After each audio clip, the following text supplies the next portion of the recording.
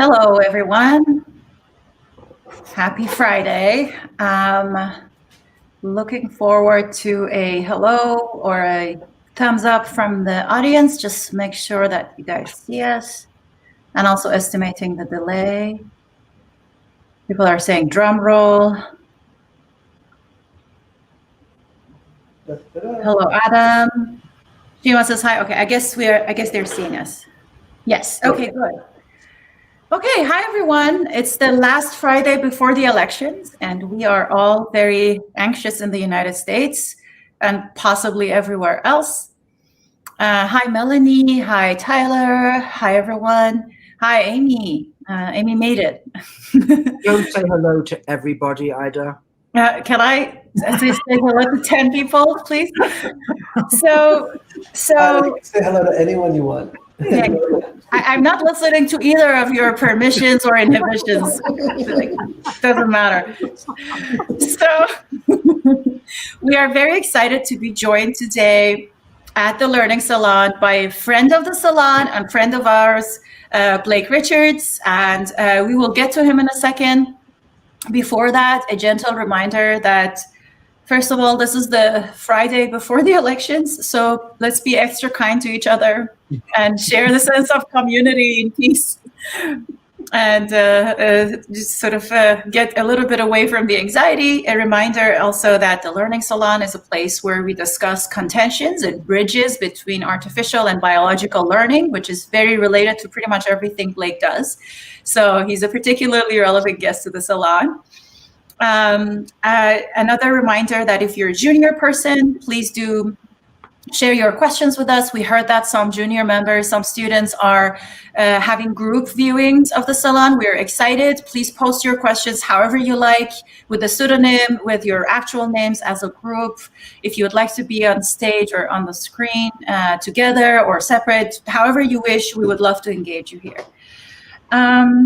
Another thing that I'd like to remind everyone is to be very respectful of each other. Disagreement, intense sort of intellectual disagreement is completely welcome, but a lot of respect is also requested by and required, I guess, by the salon. That's our rule. Everybody can disagree, but respectfully. Another thing that I want to say is Neuromatch has been the sort of the main occupying factor of the week for a lot of us who are in the neuroscience and computational neuroscience community. And John, our very own John Krakauer, has done a very sort of pioneering panel and sort of Q&A at this Neuromatch recently that I would really appreciate if you can say a few words about it. It meant a lot to a lot of us in the community, and so it would be wonderful if John can tell us a little bit about the Queer in AI panel that they had at Neuromatch. Thanks, Ida. When it was touted to be done, and Conrad asked about it after actually a discussion, if you remember, Ida, Josh, that we had on our own Slack channel, that sort of inspired me to do it. I've never done anything quite like that, and I was nervous about it for lots of reasons. And it was one of those transformative experiences because not only did we have remarkable panel members, we had, Keela from Singleton, who had done a lot of work on Black in Neuro, and then Daniel Verga, who'd started Queer in Neuro on Twitter, and then Bruno Olhausen, Joni Wallace, and Anaruta Das came on as well. So it was an incredible spectrum of representation, and everyone spoke very candidly about their experiences in a way that the older generation there, Anaruta and Bruno, had not done before, and so it was a big step out for them as well. So just that venue and that openness and honesty was humbling for me anyway. And then the floodgates kind of opened, and it was just this remarkable number of people from all over the world who wrote questions in the chat and came into the room. I mean, remarkable representation from the trans community as well as gay and lesbian. And I think it was a milestone, certainly not because I arranged it, but I think it was because I think it's going to change the way people feel comfortable in their diversity and difference to actually contribute to neuroscience itself. So I think what we're doing here at the Salon, what Neuromatch is doing, what Twitter is doing, is creating a new, what should I call it? A new locus of power and influence. It isn't just the old structures, it's a parallel one.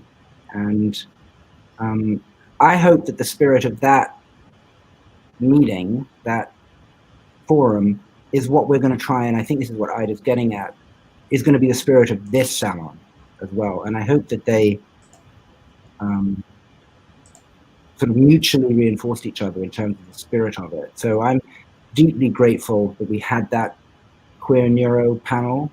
The day before it was black in neuro, and I hope that we can keep going and maybe even raise some of those issues at times here in the Salon, and in terms of the people that we invite as well. So anyway, I found it very humbling. I'm still trying to get over it and process it, but I'm very glad to hear from one of my most honest critics, Ida, that she enjoyed it. And with that note, we'll go to you, Blake. Sorry about that. No, by all means, I'm very happy to have that discussed. Sorry, so should I begin? I think Jovo is Jovo. Were you gonna invite? Were you gonna introduce Blake first, maybe? I'm happy to say some things about Blake. So for any of you who don't know Blake, actually, I don't know Blake that well, to be honest. We mostly interact via Twitter. But I've always been very impressed with things Blake has said. He's always been very kind to me in our conversations. And I think I've really appreciated the extent to which he's able to bridge, much like Ida was saying in the introduction, from neuroscience to AI. I've been taught from an early age that our ability to kind of come up with new interesting things is related to our ability to kind of understand two different things. And so Blake really exhibits that so beautifully, I think, and it's such an impressive and aspirational quality for me. So I'm just very happy to have him here and to learn from him how he thinks about episodic memory and AI and neuroscience. Cool. Well, thank you. Maybe we also add that Blake is an assistant professor at McGill, and he's also a core faculty at Mila, which is this awesome AI hub in Montreal. If you guys are not aware of it, you should definitely check it out. A lot of very, obviously it was started by Yasha Bengio, but a lot of very cool posters can be seen with the logo, the nice logo of Mila at various sort of ML conferences and neuroscience conferences. So I think it's especially relevant to this audience. So Blake has a lot of awards also, including Advanced Research CFAR Canada AI chairs, etc.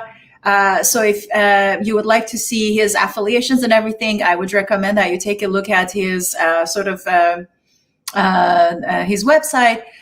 Something that I want to add about him is that other than working on learning and neural networks and rodents and also memory and all these things, he has a sort of active interest also in electronic music. And so that's the fun fact that I want to mention about Blake. And with that, I think that we have officially mentioned your affiliations to Mila, McGill, and electronic music. Now I give the floor to you. Thank you. Fun little anecdote that way. One of the reasons I ended up going into science was I originally wanted to be like a rave organizer. But me and my friends, we threw a couple of parties, but one party in particular, we totally effed up. We lost 14K in one night. And so I had decided I had to shift career trajectories, and here we are today. Anyway, yes, thank you very much for having me here. It's really fun to be a speaker. I've participated in some of the other learning salons, and it's really unique, wonderful forum. I think everything you guys are doing here is just fantastic and has been great for our community. And so I am just super pleased to be participating. So today I am going to talk about what it would mean to give an AI episodic memory. It's something that I'm very interested in and have been for a while. And I think there's potentially a lot of interesting things to discuss here. So one of the things to start this off that I think we can do is we can actually understand the current state of AI through the lens of memory. If we think specifically about the different types of long-term memory that exist, there can be more distinctions that are made than this and different hierarchical structures of the divisions, but roughly, there are three broad classes of long-term memory that we recognize in the neuroscience and psychology literature. And those are procedural, how to actually do something, ride a bike, write with a pencil, use chopsticks, whatever. Semantic, so actually understanding the logical implications of things, being able to reason and do inference with those facts. And episodic, which is memory for the things that we have actually experienced, what we've seen, what we've heard, how we felt, where we were, etc. And I think this taxonomy is useful for thinking about AI because arguably AI already does procedural memory quite well to some extent. People can maybe disagree on this a little bit, but I would argue that we're at the point where we can say that we kind of can handle this well with current deep learning systems. And this is not something that is challenging for us in a significant way at this point. But we all know that we probably need to do better on the semantic memory front, and that's an active area of research for many people. How can we better get neural networks to understand the logical implications of things, to think through the relationships between different facts, etc. But I would argue that episodic memory is also an area that's ripe for a lot more innovation in AI, and something that is actually still an absolutely key thing that's missing from our current approaches that totally prevents us from approaching anything like general intelligence. So let's talk briefly. Oh, sorry. Yeah. Sorry, one thing I want to say. Did you think your slides are on screen or? Are they not? No. Oh my God, I'm sorry. Sorry, I didn't want to interrupt you when you were in a flow. Oh, not at all. Well, I'm glad you interrupted me on that. I'm not sharing screen right now, am I? There we go. Now you see it. Okay, so here, hold on. You can see, not that it really matters, there were the slides you all missed. So we have, if you hold it for a second on the types of long-term memory, I think if you go slowly over this, it would be helpful to everyone. We don't mind the extra minute. Sure. Okay. So to go through this again, now, so to clarify, when we talk about memory is just information transmission over time. So trivially, memory is constantly happening in our brains in all sorts of different ways. Now, what I've got here is a classification of different types of long-term memory. So here, by long-term, we mean memories that last, hours, days, months, years, etc., not your working memory that can last for seconds or minutes. And when we consider the taxonomy of long-term memories, the three broad classes that they typically recognize, as I mentioned, are these. So procedural is how you do something. And we know that this is distinct from these other types of memories, in part because we can see that damage to the brain will affect these other types of memories and not your procedural memories. This is one of the classic results with HM, for example, who was still able to learn new procedural memories, even though he was incapable of storing new episodic memories. Semantic memory is supposed to be your kind of abstract knowledge of the world, the facts that you are aware of. So, when you play Jeopardy or Trivial Pursuit, you're in part relying upon your semantic memory. But likewise, when you do any kind of logical inference, so you say to yourself, okay, if Trump loses the election by only 3 points, what is the likelihood that there's going to be civil war in the United States, whatever. Sorry, I shouldn't have mentioned that. But that kind of reasoning depends on your semantic knowledge of the world, your understanding of the different political groups, the actors, the political situation, etc. And this is something that we need to do better in AI. But in addition to semantic memory, we also have these episodic memories, and these are personal memories of things that have happened to us. So when you remember, what you did this morning, or that specific experience you had when you went to a party with a friend, these are episodic memories, what we've seen, heard, what we've experienced. And as I said, I think this is an area that's ripe for innovation in AI. So let's talk about the key features of episodic memory. And there can be a lot of different things to it. Now, the original distinction between semantic and episodic memory was given to us by Endel Tulving, who's pictured here. Tulving, who was a professor at University of Toronto, where I did my undergraduate education and was a prof for a while, in particular was focused on the idea of episodic memories as what he called autonoetic. And that means that they are a means by which you know yourself. So you can kind of re-experience your past and even mentally transport into some previous experience that you've had. And this is the kind of original core feature of episodic memories that people identified. But over time, we've kind of refined it and identified some other key features of episodic memory that make them unique compared to some of the other types of memories. One of them is that episodic memory is one shot. So you, of course, have an experience once, and then you have an episodic memory for it. You do not re-experience that moment again and again and again in order to store it to your memory. This is in distinction to procedural memory, which is typically very much so not one shot. And like I said, procedural memory is what deep learning does well right now. And it's interesting that, of course, deep learning systems are not good at one-shot stuff. Another aspect of episodic memories, though, is not only are they fast to store, but they're also very fast to be forgotten. And we'll return to this in a little bit, but typically, the vast majority of the episodic memories that we have are forgotten. In fact, they're very transient. We only hold on to a small subset of the episodic memories that we have for long periods of time. They tend to be fairly specific, fairly detailed. That's part of that experiential nature of it. You not only know, some of the facts about the thing, but what, like the smells you experienced, the tastes you experienced, the sounds you experienced, etc.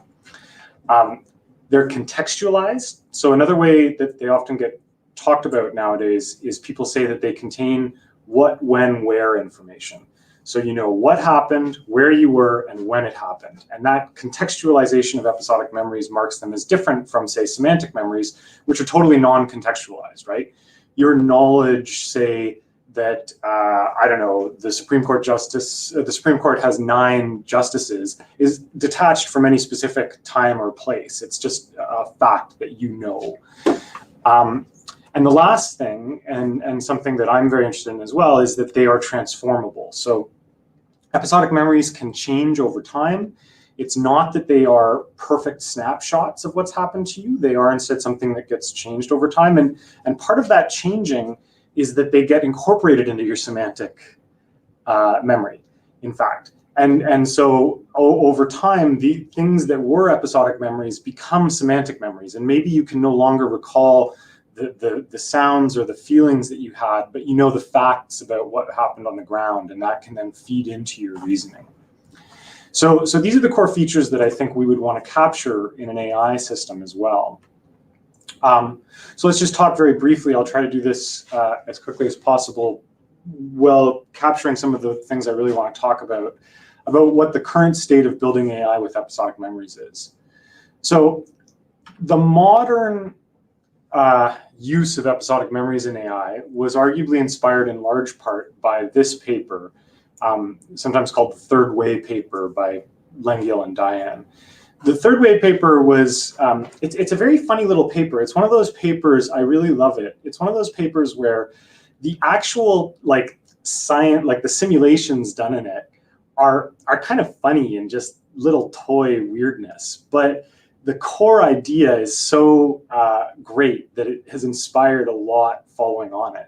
So what they did in this paper is they just had, the actual thing they did is they had a funny little tree MDP. Sorry, that's a Markov decision process where there are certain probabilities of moving to different states. And then depending upon the state you get to at the end, you get a reward with different probabilities. And what they showed in this paper is that if you have a model-based learning system that's trying to figure out the structure of this tree in order to determine where best to go for a reward, in the situation where you have imperfect information, even in this toy tree MDP, it's very difficult to learn your model-based system and do well. It takes fairly long. And what they argued in this paper is that one of the ways that you can get around this is by initially relying on something like an episodic memory. Now, what they meant by that in this case was really just a one-shot store of the trajectory that you took through the tree. So if you take a particular trajectory through your tree and you happen to get some non-zero reward, some positive reward, you can just slam that down into an episodic memory bank in one shot. I remember that I took this path through the tree, and then you can just copy that again in the future. You can take the same path again. And in this way, you can very rapidly start to get non-zero rewards on the task. So in the early phases of learning, you can do better than you would with a model-based system.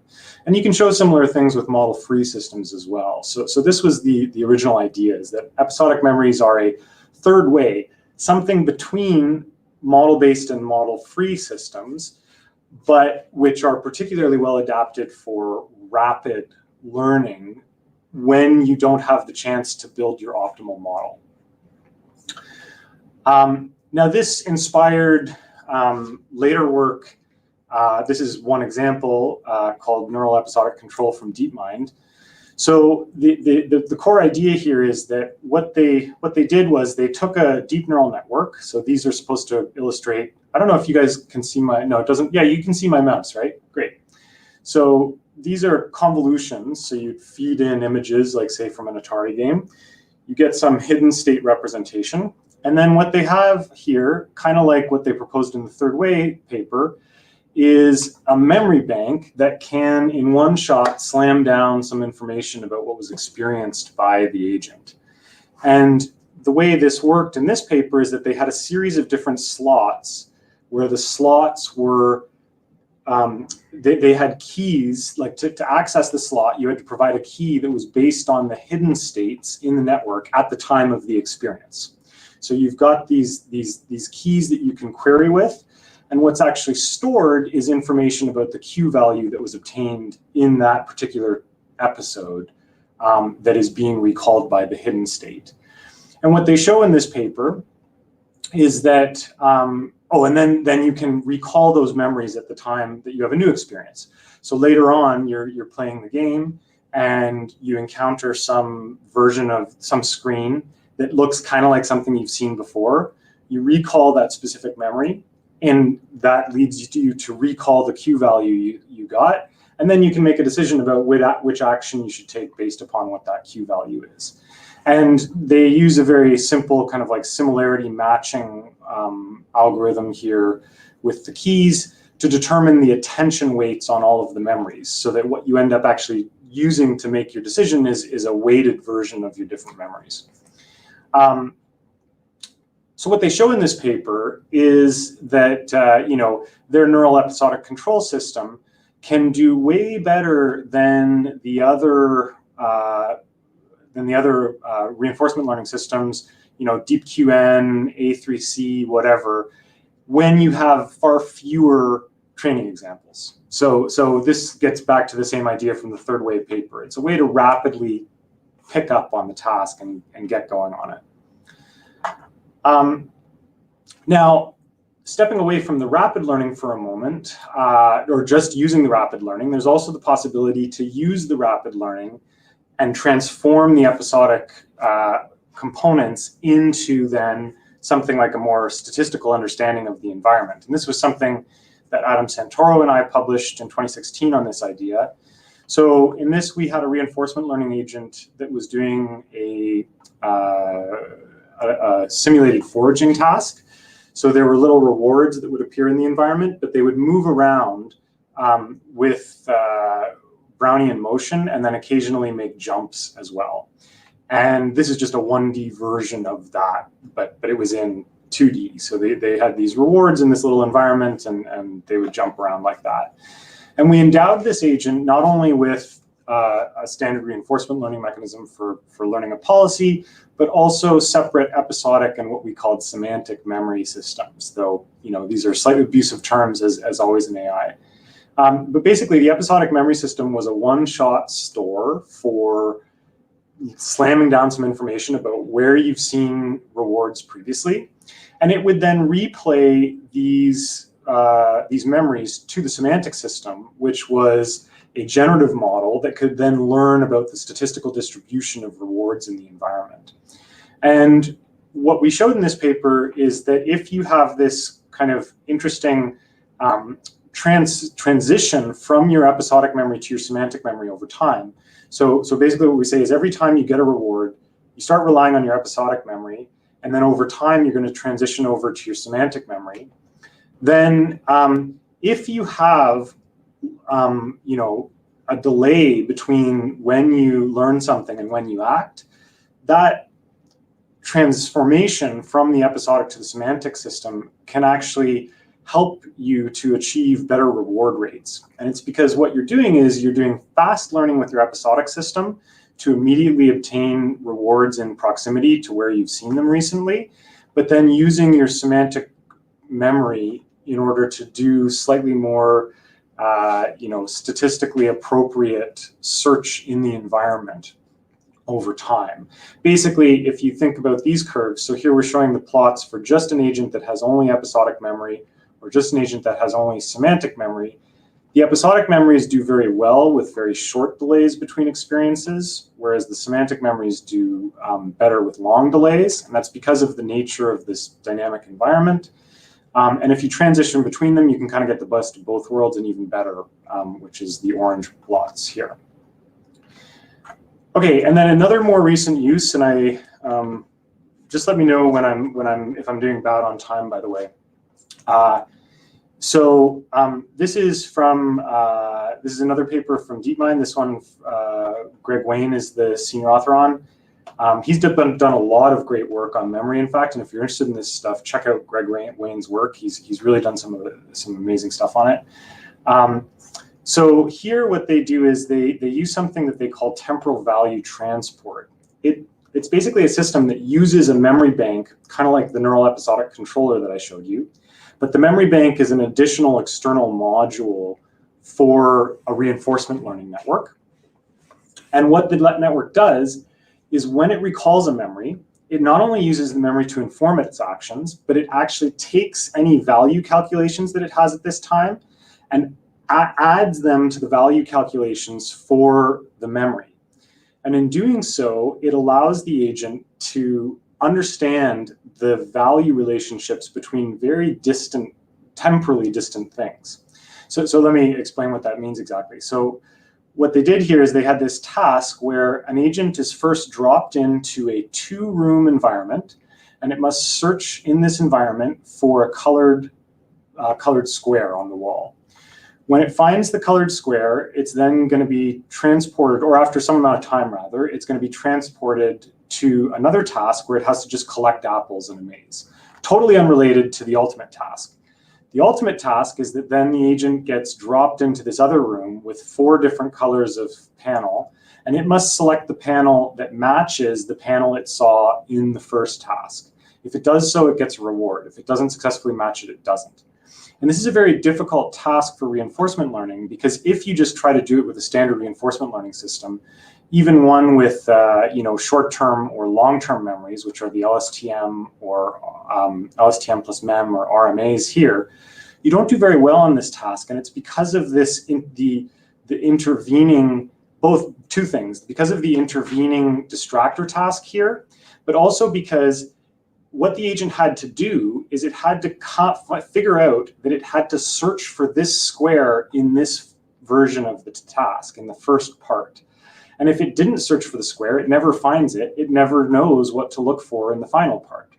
So by using the recall of the memory and the attachment of the value from this phase here to the past, the agent is able to learn that actually it was very valuable for it to find this green square, even though it didn't get a reward for a long, long time after the first time that it found this green square.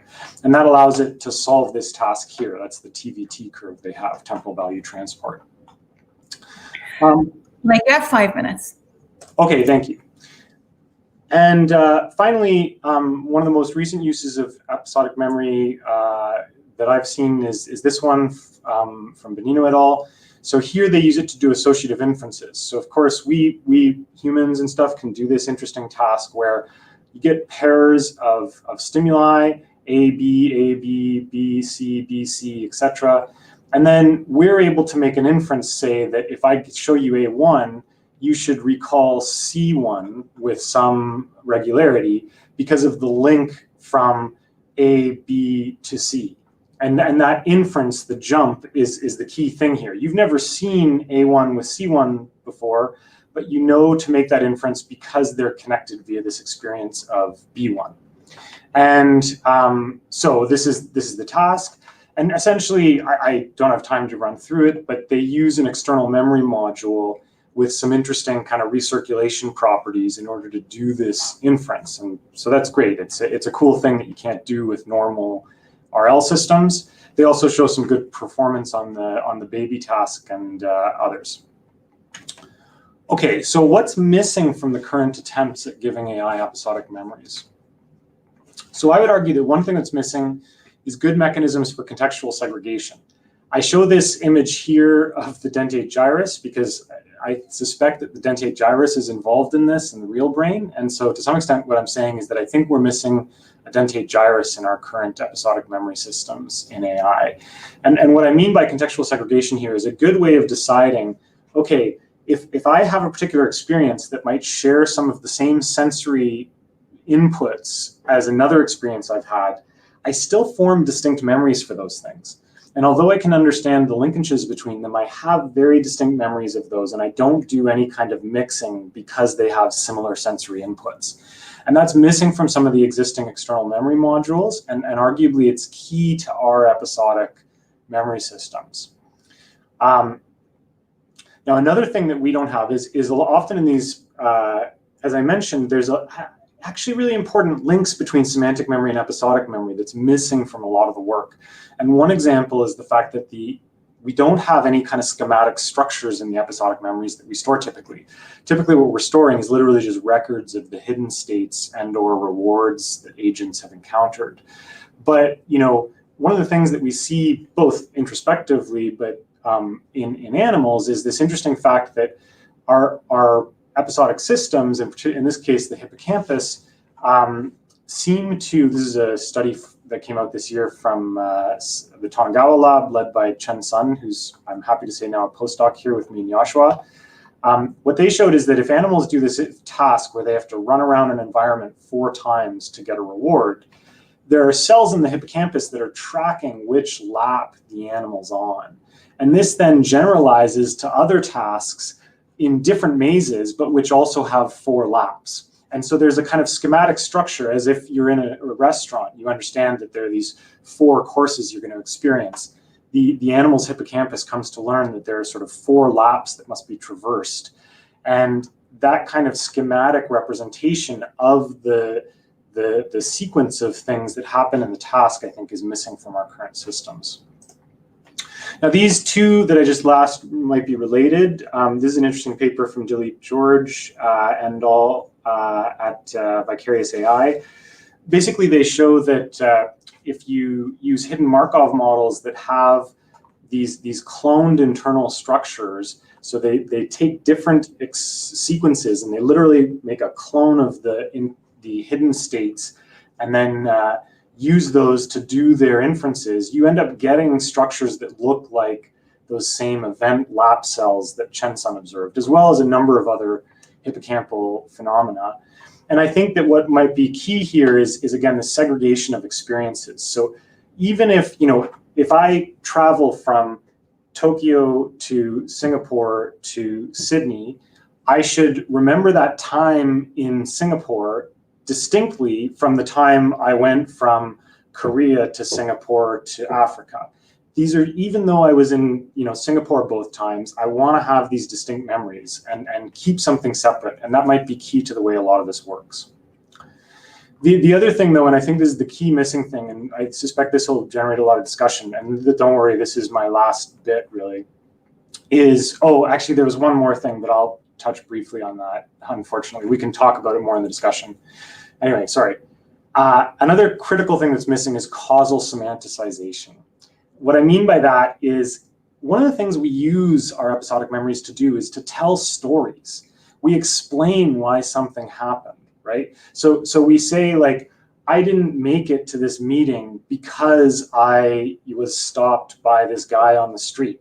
And that understanding of my experience then informs my ability to give reasons to others to inform their semantic models of the world and my own semantic model.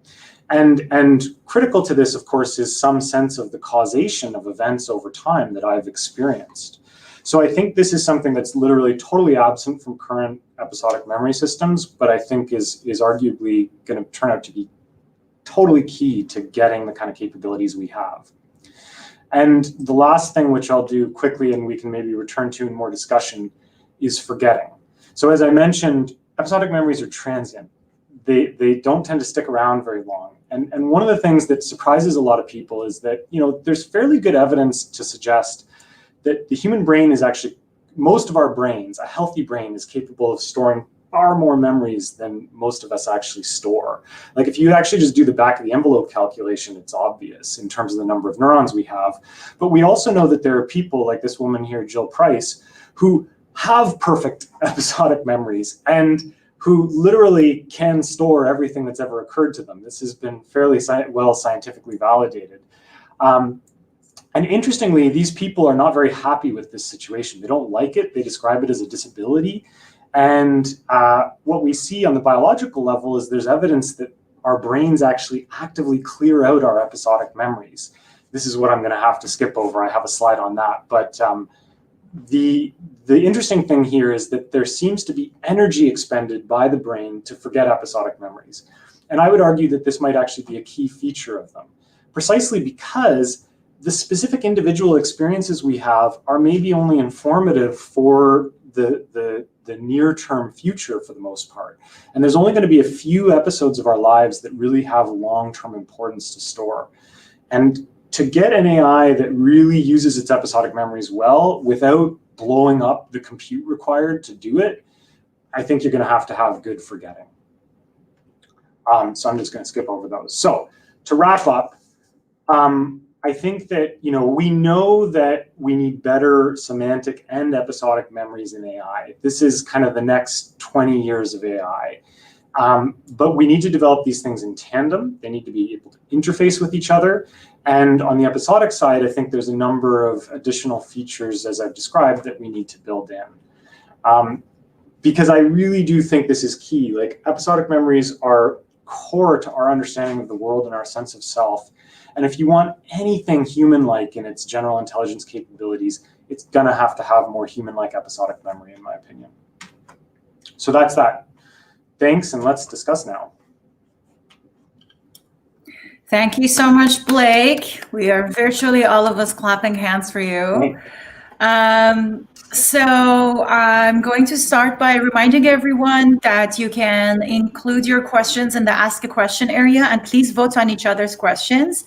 We will first do a brief discussion. So when the hosts, we discuss things with Blake, we're not going to ask short questions, but we're sort of like discussants in the sort of conferences that you see. So we're going to briefly maybe summarize what we liked about the talk and perhaps some of the concerns we might have or some questions. So full disclosure, Blake and I and Brad are attendants of common conferences in memory. So I might sort of, if you sense that I have sort of strong opinions about some things, it's not your monitors, it's me. And so the first thing that I want to say before everything else, given a lot of amazing women's computational models who are very actively famous in the field. Oh, hi, John Langford.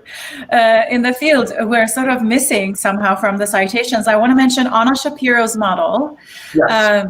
Her specific model that includes indeed the dentate gyrus as well as CA1, CA3, and the different ways in which we have the different memory systems in there, which is the continuation to the different memory systems, already learning and memory systems proposed in 1995 by McClelland, O'Reilly, and colleagues, following up on the sort of much earlier paper by Marr, in which there was this proposal that there are some memories that are sort of used currently or temporarily, and there are some memories that get consolidated and they stay in a longer term storage. And so in 1995, there was the multiple sort of systems, which Blake is obviously aware of, and him and I are both friends with Anna, so I know that he knows of Anna's work. In Anna's work, she suggested that even within the hippocampus, there are two different sort of fast and slow, or sparse and more overlapping memory systems. So I think it might be useful to mention her work. Since you mentioned the inference, there is a big distinction between what one of the founders of DeepMind, or one of the sort of big shots at DeepMind, Darshan Kumaran, has this perspective on how the hippocampus might store A, B, BC, and infer AC, and how people like Anna Shapiro and myself think about this, and how our models, including also another woman whose work was missing, was Kim Stackenfeld, her also a model of how the representations might happen in the hippocampus. So the thing that I'd like to mention there is that there is this idea that we only learn one-step transitions like A, B, B, C, C, D. And then if we want to make an inference, if A to D is there, we will need to sort of simulate all of that in a sequence, as opposed to do this sort of multi-step, having that association already. Whereas Anna shows that while dentate gyrus has that sparse representation, somewhere else in CA1 there might be overlapping representations, and there's some trisynaptic pathways enabling this. And Kim Stackenfeld has a sort of a model that's related to some of my work, the success representation approach to this kind of representation. So there's different views there that do include, some models do include dentate gyrus that Blair mentioned. So this was my sort of first comment, just to mention two women who we hopefully will have on the Salon, and whose work would have been wonderful to mention it. Another thing that I want to thank you, Maria, for mentioning the paper. I can't see right now which one it is, but it looks like it's the right one because it is in the Royal Society. I'm not clicking, but I'm seeing that the link is right. So one thing that I wanted to mention is you showed very beautifully something that I think is interesting to a lot of the people that attend the Salon. So I want to thank you for your wonderful slides, especially the earlier slides where you were mentioning the different types of memory systems. Last time there was a long discussion about this at the Salon. So I think that slide is super useful. Something that I think might be interesting and related to one of your papers that we read in preparation for the Salon is a number of different distinctions, and it came up in the chats as well. We have, since Talving and even perhaps other people around the time, we have the notion of working memory, we have the notion of episodic memory, we have semantic memory, etc. And there is this notion of persistence versus transience, how memories are there in all of them. Yep. So you have it in prefrontal cortex, and you have people like Mark Stokes and Earl Miller and Brad Postel who showed in prefrontal cortex that persistence is not the way to go. And Blair has a paper about persistence versus transience, focusing on the hippocampus. And then there is, of course, the consolidated memories, and there forgetting has a different purpose, which is retrievability should be enabled. So I think that some interesting thing about the end of your talk, which you have a whole neuron perspective about it, that is one of the papers we promoted on Twitter about what you might be discussing. There are different benefits to forgetting that the memory field has been studying for a very long time now, including the study of directed forgetting at Oxford. We have the benefits of forgetting for what you have to do right now, what is at hand, the task at hand, so that you don't over-remember something that's no longer valid in the environment. That can happen in working memory, that can happen in the hippocampus. we also have sort of forgetting or some kind of pruning that happens in long-term consolidated memory that will help the retrievability of them, because it's easy to store everything, but it's hard to find them if you don't store them in the right way. So some kinds of forgetting can help that. With that, I just want to maybe focus on a few things. I think I want to vocalize something that Brad said, and Brad will be on screen to talk about it, which was even in the area of episodic memory, it seemed like a lot of work by, for instance, on-temporal context models might be relevant here. So I'm just going to amplify what Brad said back then. What I did want to mention with regards to what you were mentioning, including the work by Greg Wayne, wonderful work by Greg Wayne and others, is indeed this idea that how we store this. You had other papers here that were relevant too. I took note of some of them. Hopefully I remember all and I don't misrepresent it. You mentioned the Pritzel paper, the neural episodic control, and a number of other works. So one challenge with these kinds of memories, as we discussed when John Langford was here last week, is that their retrievability gets harder because of the nature of the storage. For instance, if it is one-to-one, so if it's an order n sort of, if I have n memories, I'm storing n memories also, that becomes unmanageable in the long run. And the specific way that they are stored, it might be hard to retrieve them. So one thing that I wanted to mention in just in complementary ways to what you were discussing is in the areas that there could be innovation is also what are the mechanisms or what are the sort of normative constraints for reorganization of memories that enable better retrievability and better access to memories. Mm-hmm. And yeah, if you want to take that on first, and we go like, we turn this into a dialogue as opposed to a longer commentary. Great. Yeah. Now, before I do, I just want to turn to your first comment. So indeed, there were gaps in my citations, arguably. I kind of rapidly cut down the talk after realizing it was far too long, and unfortunately some of those got cut. But as you know, I'm big fan of both Anna and Kim's work.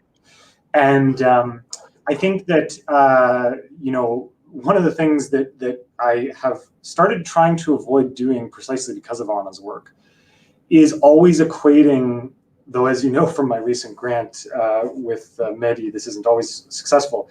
I've tried to stop always equating episodic with hippocampal and semantic with neocortical. It's something that I learned long ago and which I've been actively trying to forget because of Anna's models.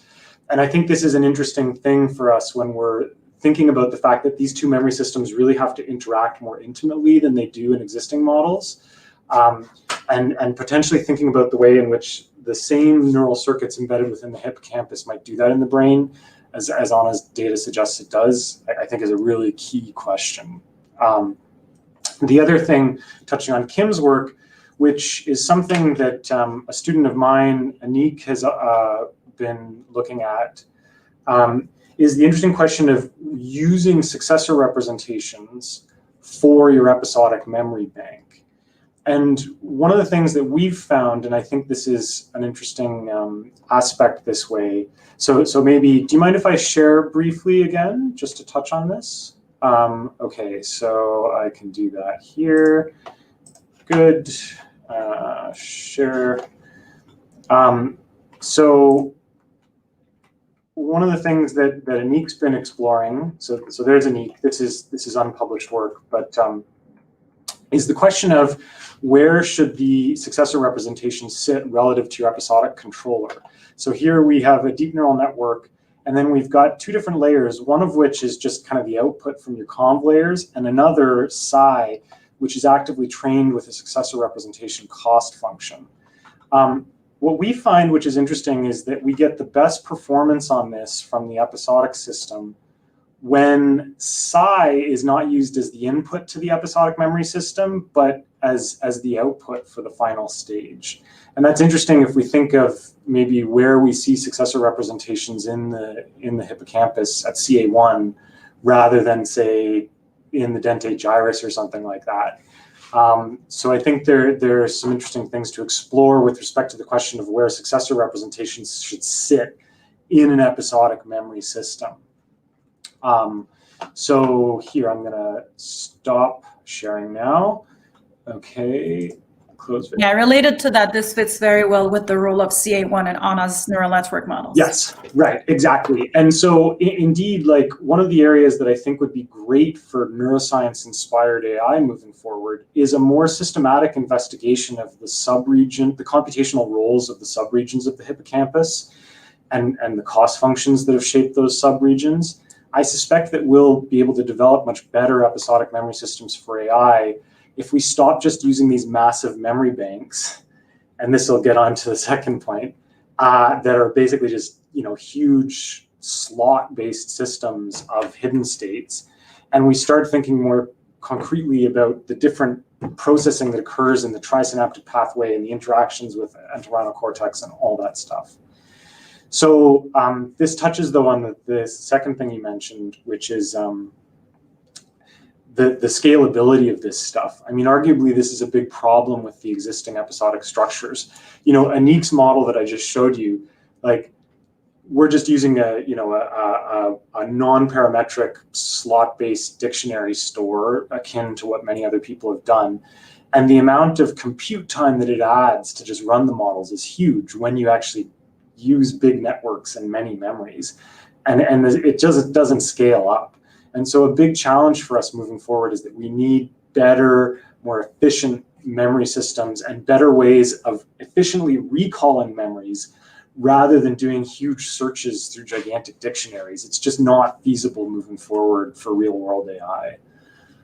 Yeah, that's a great point, about which John Langford has specific models and talked about a little bit last time. So it's a nice connection. Exactly. He's also here. Trees, quite contextual memory trees. Yeah, exactly. So it's a wonderful coming together of things. Because you're going to leave us sooner than we would like, I think I will just yield the questions to the other two hosts before we go to many questions that we have in the question area, so I don't take more screen time. Go on, John and Jovo. Thanks, Ida. So, it's always so fun for me to listen to Ida respond to anybody because she's such a scholarly take on things and can really put everything into context. So I really appreciate that.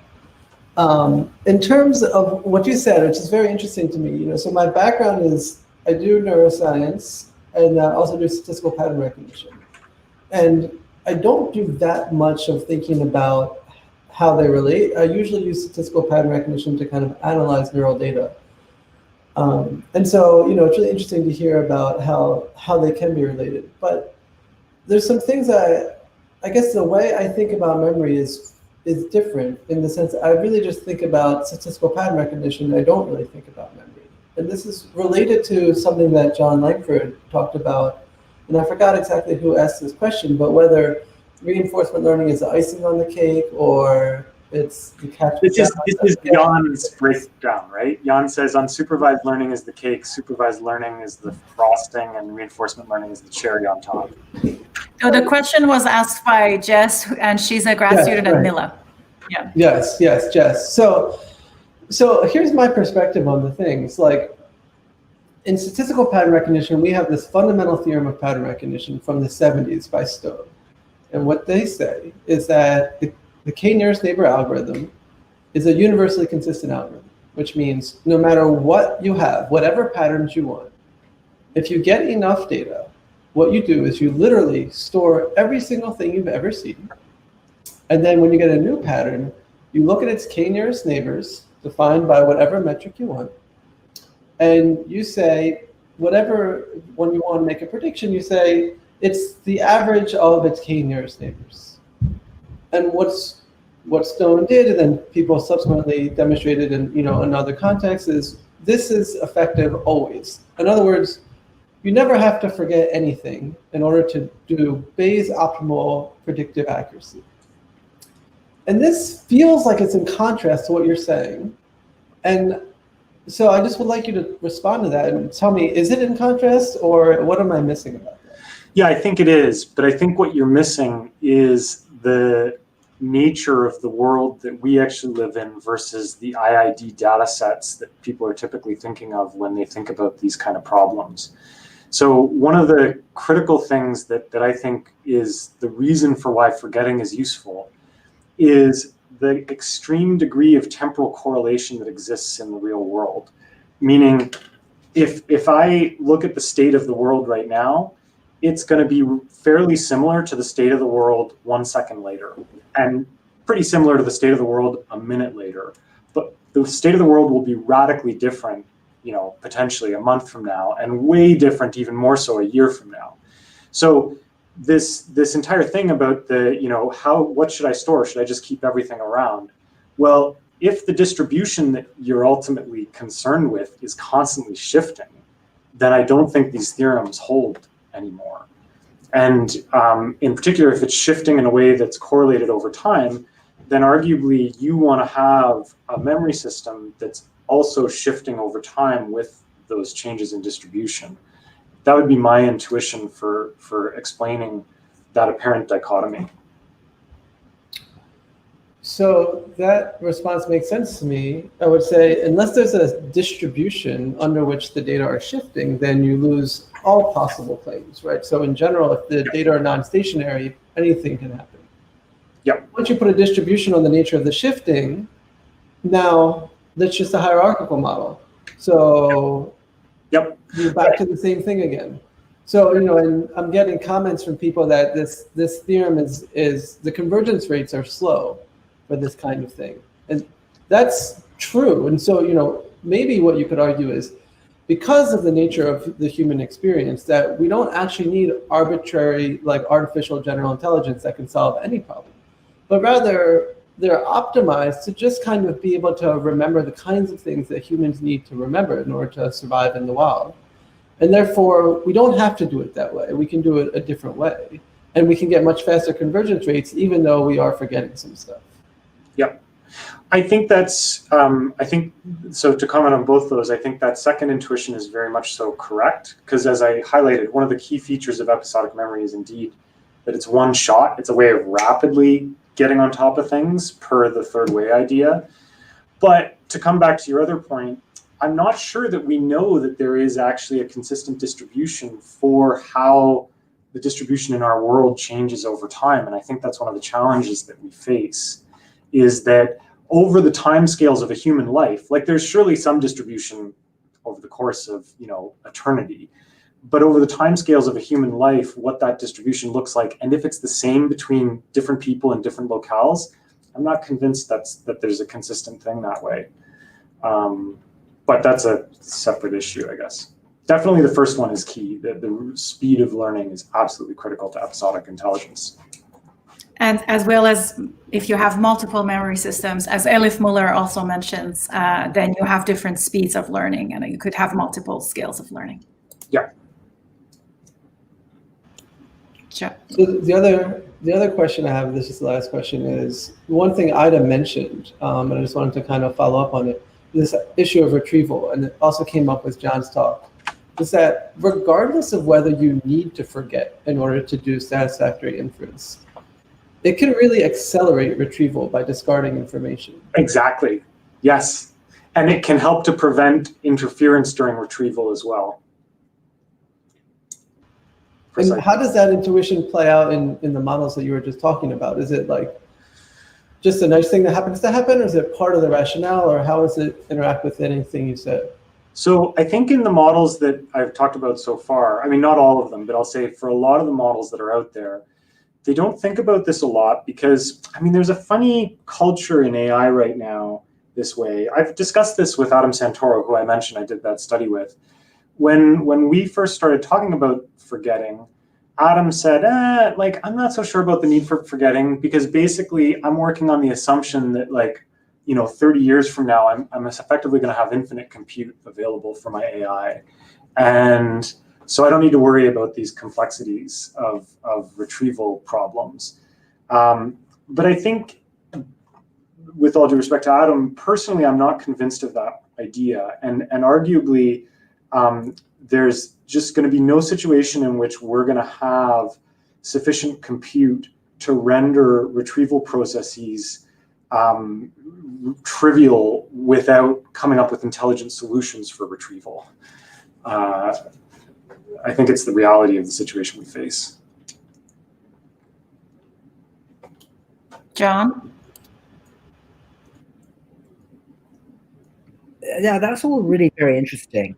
I have just a couple of questions. One is sort of a meta question, which is that it seems as though when you do that nice pretty diagram of semantic, episodic memory and procedural memory, that you're getting quite modular in your arguments. So it seems to me that the more AI needs to, and I think you said this, approximate human performance, it seems we have to keep tacking on modules with spatial capabilities. So it seems to be a little different to sort of the end-to-end solutions that deep neural networks are making claims for. So it just seems to me, and I think I've mentioned this before, that when you look at how evolution of innovation and complexity has proceeded, it's been about compartmentalization and specialization, right? That you modularize. So I'm just wondering, how many modules will we end up having to assemble in order to approximate thinking human cognition? I mean, is this where we're going? Sorry. Okay, go ahead. Yeah, let's just do it in that way. Yeah. Well, I guess I was going to say on that, I suspect, it depends on your definition of a module. If you allow a fairly fine-grained module, like just we're talking about individual components that are share all the same computational properties, probably a lot of modules will be required. I think, though, what's interesting, right, and this comes back to the discussion Ida and I were having about Anna's models, is that, is the hippocampus a module? So, like, I part of what I was arguing here is that we need to start to break down our episodic memory systems away from just one module into like multiple modules that might map onto the subcomponents of the hippocampus. This is a proliferation of modules to some extent, but if they're all working together in a very integrated way, then where we draw that line and say this is a module, this isn't, I think is less clear. And arguably it's a similar thing with the taxonomy that I gave for semantic, episodic, procedural. If they're all interacting all the time, to some extent it's slightly artificial when we make these divisions. It's just a way of us imposing our understanding on the world to help us better engineer things. Well, actually, I'm glad you said that, because that's actually not true when you look at the type of patients that you can see. For example, talking about women in this field, Elizabeth Warrington, who did seminal work in the 70s on semantic dementia, right? And specifically was interested in looking at the relationship between patients. And back then I think that they had Pick's disease. Now it's a variant of frontotemporal dementia, and then certain patients with herpes simplex encephalitis can get these semantic dementias, and they lose concept knowledge, right? They lose concepts about animals and objects and things.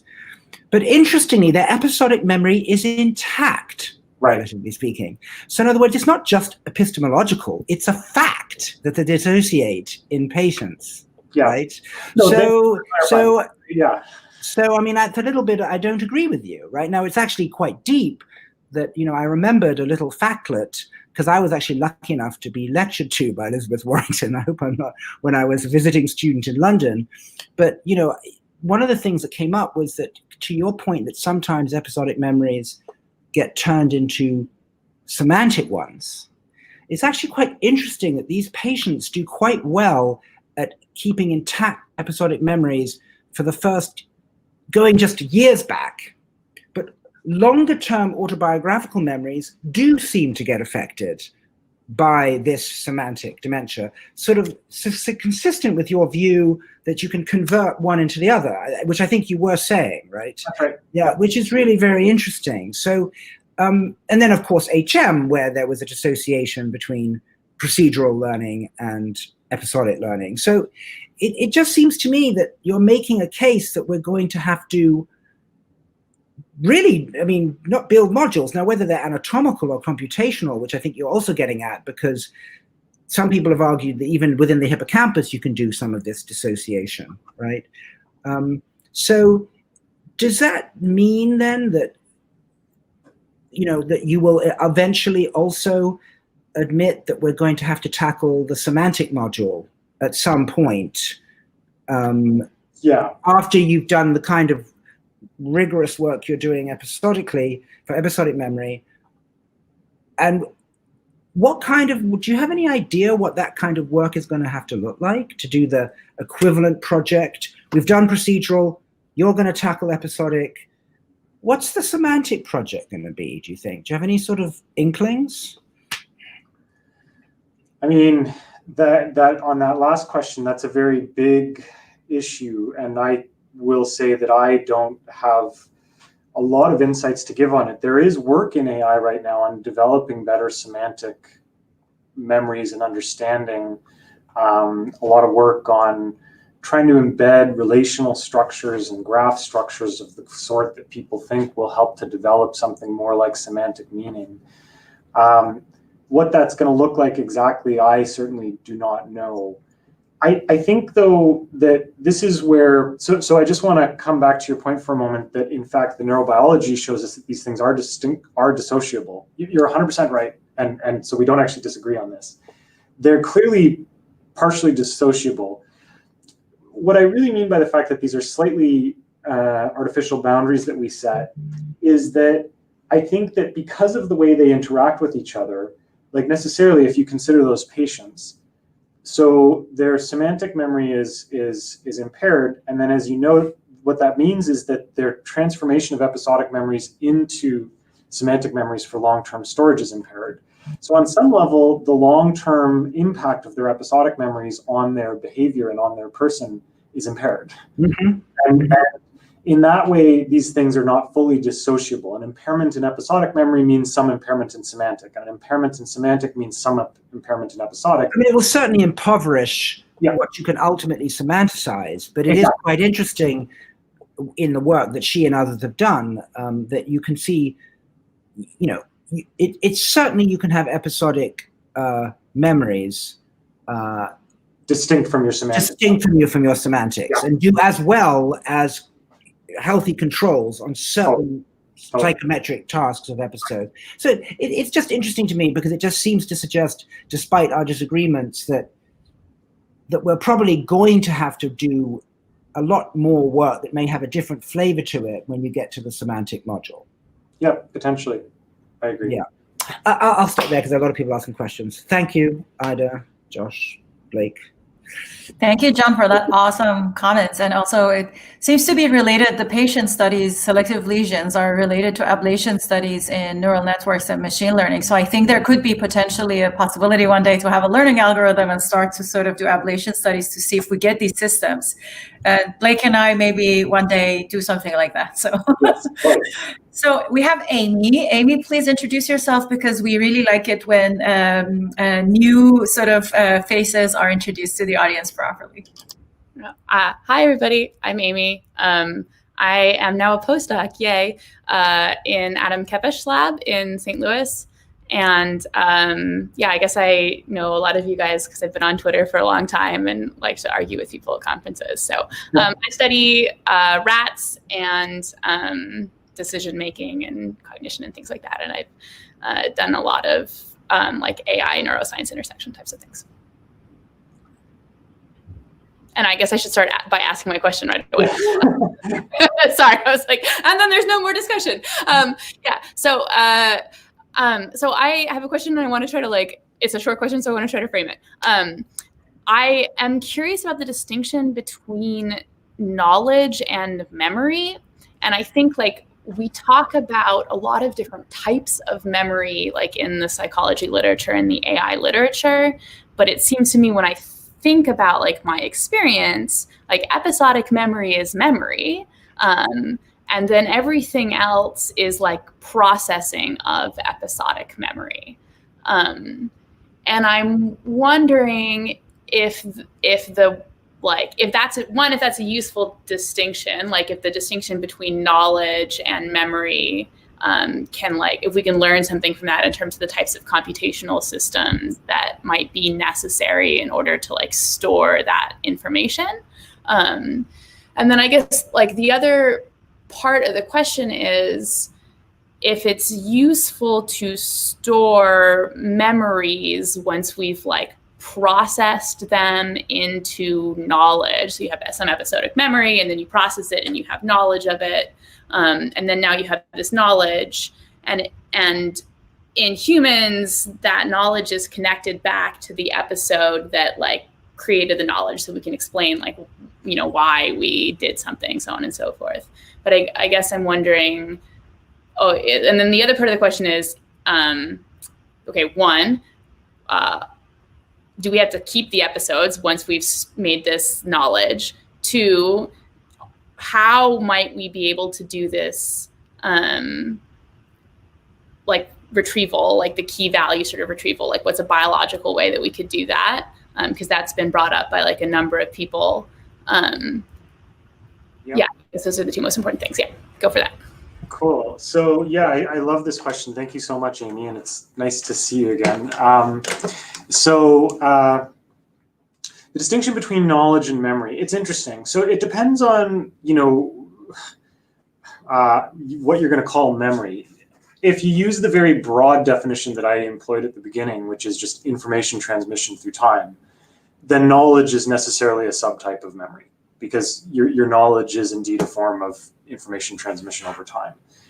I understand your point, though, that like on some kind of intuitive level, it feels like, you know, I don't know, my knowledge that Germans don't put ketchup on hot dogs is not like my memory for, you know, when my son was born. Like it's a very different type of thing, right? And I guess this comes down to, though, just in my opinion, a question of what sort of information is getting propagated over time. So what we might say about knowledge is that knowledge consists of any kind of information propagation over time where what gets propagated is not your subjective internal states at the time, and an autonoetic component that Tulving first identified. And this is why it's such a different type of thing and feels like we want a different word for it rather than memory, I would argue. On your second question, there's a more technical answer to that. So one of the most interesting things, as you said, like there's all these key value systems, and I think a lot of neuroscientists probably, when they see papers that use all these key value attention mechanisms, whether it be for memory or transformers, kind of go, the brain doesn't do anything like that. Fascinating result from this year is the Hopfield is all you need paper. It turns out that these key value attention mechanisms are all equivalent to Hopfield networks, in fact. So you could theoretically implement exactly these sort of computational mechanisms with recurrent networks of neurons. I think, you know, exactly how that plays out is still to be determined, but in principle, there's actually nothing biologically problematic with key value mechanisms for attention and memory retrieval. Am I allowed to, can I ask like just a quick follow-up on the first part of the question, or should we, I don't know how this goes. Yeah, please. Good. Okay. I want to ask, so the thing about the reason why it feels different, the thing about knowledge versus like our episodic memories. I guess I have a different intuition than that. It's not because my like self isn't inserted into the memory or something like that. It's the fact that like there's structure to the knowledge, like there's like you know, my knowledge, the whole thing about the transitive inference, right? That's a really good example. Like I need to be able to relate this concept A that I have to concept B that I have, and that feels like it needs a different like structure of the type of memory system that you would need to store it, like those like some sort of graph structure or something like that. And so I was wondering if maybe like the reason why I ask if there's a fundamental difference is I'm wondering if like computationally there's like a different type of mechanism actually that you would need to to store these different types of memories, even though they're like, we call them all memories, actually it would be better to sort of think of them very, very differently because they're just need to be stored in a totally different way. Yeah, I can't say that I would not dismiss that as a possibility. I think it's entirely possible that the computational structures required to implement an episodic memory are very different, well, not very, but different from the computational structures required to implement a piece of semantic knowledge or a procedural memory. So these would be additional distinctions. Again, though, I suppose it just comes down to whether or not we want to apply the word memory to these things is more of a semantic, pun intended, question for us. But I think that your intuition is probably correct, that the computational mechanisms have to be distinct. It's not just going to be only, as I implied, insertion of the self. There's going to be additional structure within it that renders it semantic knowledge as opposed to episodic knowledge. Likewise, I suspect there's additional structure in the episodic component, particularly temporal and contextual structure that doesn't exist for the semantic structures.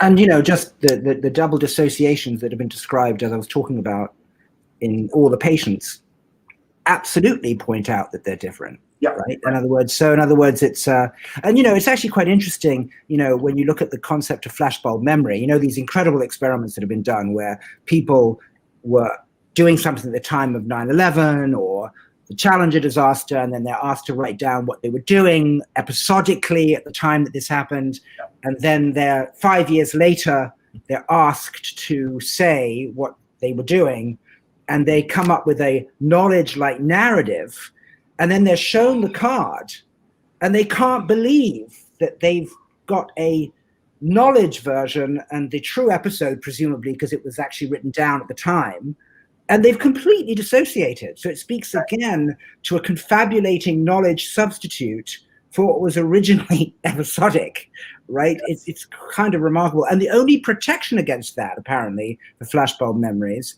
is if you were emotionally tied to the event, Yes. you're more likely to hold on to the episode. Yes. And just on Amy's question, I did have one last question about this, was one of the things that I find very baffling about this notion of episode is what is an episode exactly? In other words, what counts? In other words, you can remember that you walked into a restaurant and forget what you ate or what it looked like or what the wallpaper was, but you hold on to sort of like a fragment of the episode. Yeah. So is it just a diminishing amount of things that you remember from that episode, but you hold on to a little fragment? Or, I mean, I don't know what an episode is. Has anyone actually defined what an episode actually is? Actually, they have in multiple disciplines. And I even had a recent poll on Twitter. It turns out people actually agree more than I thought they would. So typically, an episode is considered a sequence of events. So not just one particular thing that somehow are connected to each other and they have a beginning and an end. It could be as short as one instance, or it could be a little longer, depending on how those sequences are related to each other.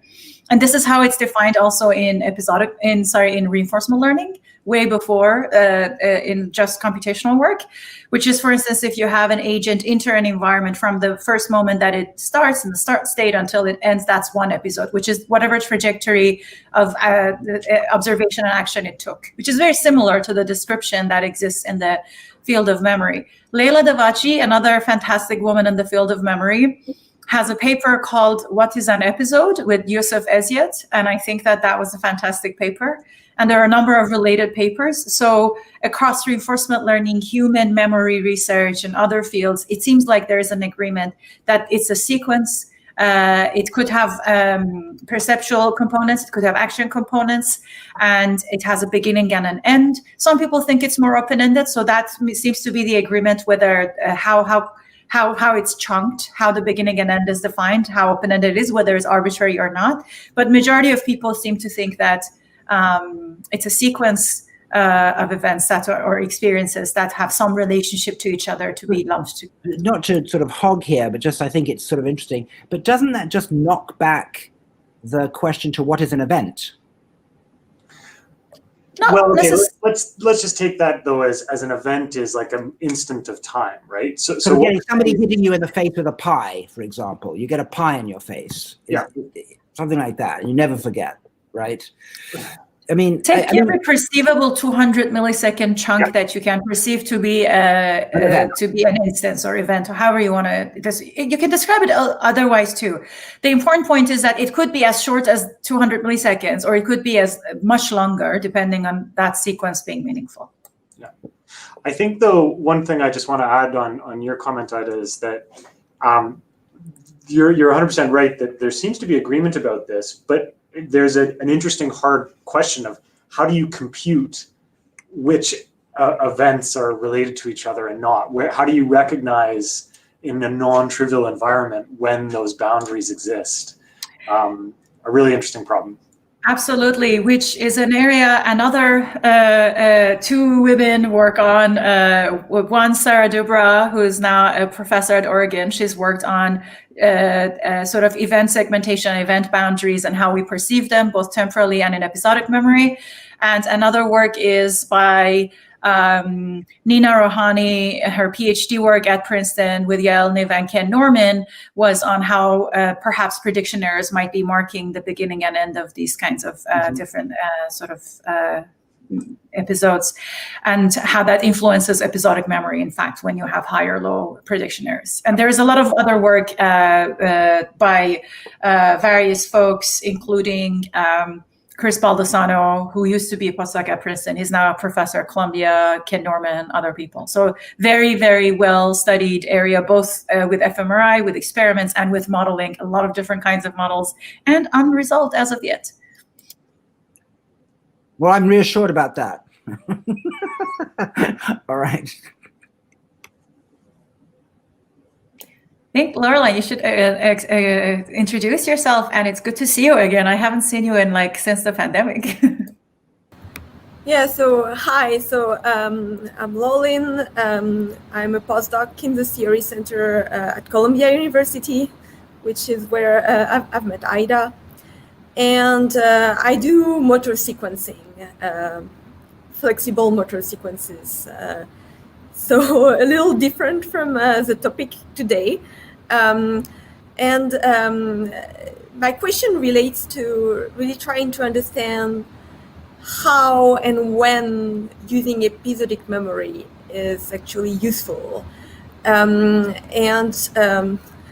I like to think of simple cases. It's easier for me. You started with this decision tree, and you can think of it as a classical reinforcement learning paradigm. And here it's kind of clear to me that if you're going to use episodic memory and to really bias your decisions according to whatever you've done previously, looks like you're trading off fast improvement in your rewards with maybe learning long-term your model and therefore maybe your long-term flexibility. So I was wondering if you have, or if others have works that better define when it's useful to have episodic memory, maybe which network architectures are then needed, how do they communicate? That's related to a question by Guillaume Lajoie to thank you. Yeah, this is a great question. I think so as you noted, the fundamental kind of reality of using episodic control systems like this are that they are a good way of rapidly adapting to some situation, but they do not learn the optimal policy necessarily. And this is what Anik, my student, can show very nicely. Although an episodic memory system will outperform a model-free system at first, over time the model-free system always overtakes the episodic system. And I think deciding, so obviously the kind of natural answer to this is what you want, as it were, is a separate procedural memory system that is learning the optimal policies when things are relatively stationary. Your habitual system, as we sometimes term it in psychology, and the key question from a computational perspective is, how do you know when to switch between your episodic and your procedural systems? And it's something we're working on. It's something Anik's working on. It's something that I'm sure lots of people are working on. But I can tell you it's turned out to be a harder problem than I had originally expected. I originally thought that we'd get away with basically just using prediction errors. So when you start getting big prediction errors, my intuition was, your model-free system is doing poorly, so switch over to your episodic system. And that kind of aligns with the impact of dopamine and other neuromodulators on our episodic memory system. But it turns out that that's not always a great strategy. In our hands anyways, we've found that has some pathologies to it, because it leads to switching away before you necessarily want to. And so then there's questions about, like, how do you smooth out the prediction errors and try to decide when there's a consistently high rate of prediction errors and all these other questions. But maybe a different strategy altogether would be better. I don't know. I also sometimes wonder about, though, the role of the semantic system. So an example that I give here is, when I try to explain the difference between procedural, habitual, and episodic systems sometimes, and semantic systems sometimes, I talk about the fact that, like, I used to travel to work via the subway, and I'd always go down and I'd get on the eastbound platform. And if I was ever doing something different, I would have to force myself to go get on the westbound platform, because my habitual system would always cause me to go to the eastbound platform. And several times I got on the wrong train. I'm sure many other people have done this before. Now, what's interesting, though, is that it was like an interaction between my episodic and semantic system that led me to occasionally be able to solve this problem.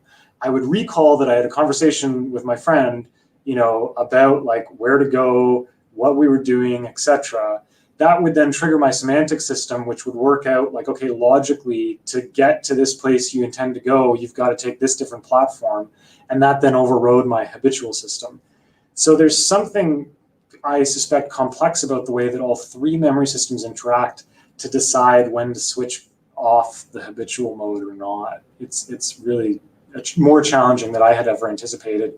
And I suspect it'll be an area of research for the next decade, which is why it was a great question. Thanks. Merlin, you had another question. Feel free to ask that one too. You had two questions, I think. I think I was wondering if there's really like a theoretical framework where this could be studied. So I suspect that it will depend on what you assume of the stochasticity and the time scale at which your environment changes. So maybe there's a simpler problem that can be defined, and then something can be said there. Yeah. That's a great question. It's something that Paul Franklin and I have discussed a lot. To what extent might the features of human episodic memory reflect specifically the statistical distribution or lack of stationarity in the distributions that humans encountered in the evolutionary environment? And it would be really cool if we could demonstrate at some point that there was a linkage there, because that might help us uncover fundamental principles for how to build AI given the tasks we want it to solve. As the RL representative here, I have to say RL would be a great approach to study this, how these kinds of different memory systems might evolve depending on the statistics of the environment. I have a really naive question that before I'm excited to hear what Nick has to say, but it's really for both Ida and Blake, which is not coming from this field at all. You guys are very comfortable throwing around terms like episodic and semantic and procedural and declarative and all these different memory systems. I just wonder, how convinced are you guys that this is the right conceptual parcellation of memory space? And that not only is it the right one, but it's complete, that we're not missing anything. Or that's it. Do you want to go first, Ida? Sure. So that's an excellent question. And I want to give a shout out to a lot of people in the field of memory who are questioning some of the boundaries between sort of working memory, episodic memory, and they're talking about some continuities between some of these fields. But But it seems like consolidated memories that don't have a where-when, the generalization types of memories, this seems to be a useful and clear distinction that they're different. And the fact that some episodic memories turn into those, while you might still have the episode of when I first learned, for instance, the first time I learned the word Staatsangehörigkeit in German, I remember that episode, but I also know what the word means, which has nothing to do with where I learned that word. So these two things, for instance, can coexist, and it seems like that's not bad. Another thing is something that John was mentioning earlier, and Yael Niv mentions very clearly in her paper too, which is situations where we have patients and just behavioral studies on these patients can give us some indications of what might be dissociable different kinds of systems, right? So I agree with you that maybe there is a lot of room, both following up on what Lauren was asking in terms of theoretical work, in terms of normative work, and in terms of conceptual clarification based on behavioral studies and patient studies that we could do a lot better. Obviously, the field has to move forward. We can't just be footnotes to Tolving. But but I just want to highlight that there are people already discussing these things at memory conferences, and you're very right to question that. Yeah, I don't really have anything to add to that. I think that's the right answer. Like there's good reasons to believe, as Ida said, both computationally and from the neuropsych literature. But I think we'd be foolish to assume that it's the final word on the subject. I mean, I think, Josh, it all comes down to how unassailable ultimately is the notion of double dissociation. Right. Right? In other words, it's not as watertight conceptually as it might at first appear. But nevertheless, when you look at both psychophysical studies in healthy subjects and neurological patients and animals with lesions, there are striking preservations of some abilities versus others, right? Now, whether this is the last word or not is obviously, I agree with Blake and with Ida, but it is quite startling. I mean, once you've seen these patients, I'm in a slightly privileged position because I see them all the time, right? It is startling. It really is startling how they can be intact in some areas and completely decimated in others. So I think maybe Ida, Blake, and I would all say that it's a good place to start, right? In terms of these chunks that you want to get at, but it's no doubt that all sorts of underlying subterranean connections will be discovered between them, and maybe even more than just the big three that Blake talked about. That's really fantastic, John. Thank you so much. I just want to add to that because Tyler had to leave early. He's a grad student at Stanford. I just want to read his question, which is very related to this point you just made. He says, while the taxonomy of memory Blake outlined has helped the field organize our understanding of animal behavior, it is necessarily imperfect. Episodic memory, et al., are constructs and should not be confused with the principles and computations of the nervous system. How can we thread that needle using these constructs to identify behavioral benchmarks for future models while not getting bogged down by our current assumptions about how the brain works? So I think it relates to both what Jovo was saying and what John was saying. Unfortunately, he had to leave early, but I really appreciated the similarity of what he said to his question. Thanks, everybody. Speaking of having to leave, I'm afraid I have to leave very shortly. So if maybe we can do one last question. Great. Go ahead, Nick. Please introduce yourself briefly and ask your question. It's a lot of pressure. My name's Nick Diamond. I'm a postdoc in Michael Kahana's lab at University of Pennsylvania. And I did my PhD at University of Toronto, where Blake and Paul Franklin's work was very influential for me and my advisor, Brian Levine, at the time. I mean, I do human episodic work, which will be obvious from my question.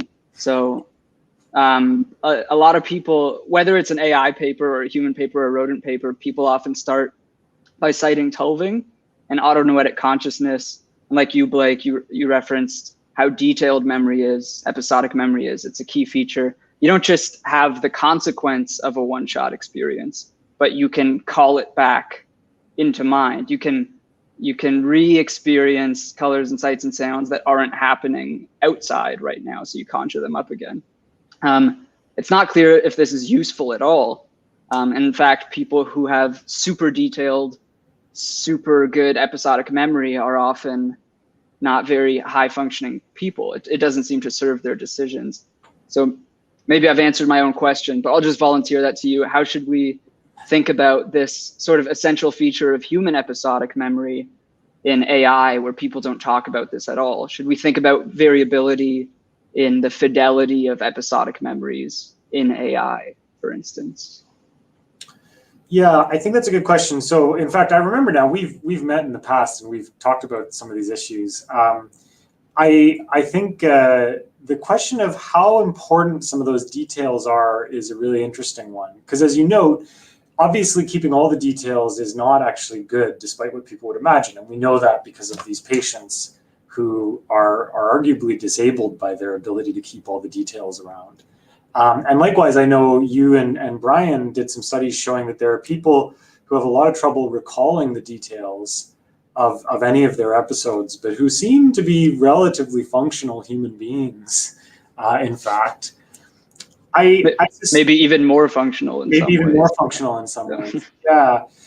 I suspect that the answer comes down to, like, this is my intuition, it's not based on any studies or anything, but I suspect that the answer comes down to potentially the ways in which we use our episodic memories to train some of the other systems. And it's possible that a lack of details in your episodic memory are rarely going to be killer for your ability to, I don't know, just like, be a computer programmer or a manager or something like that.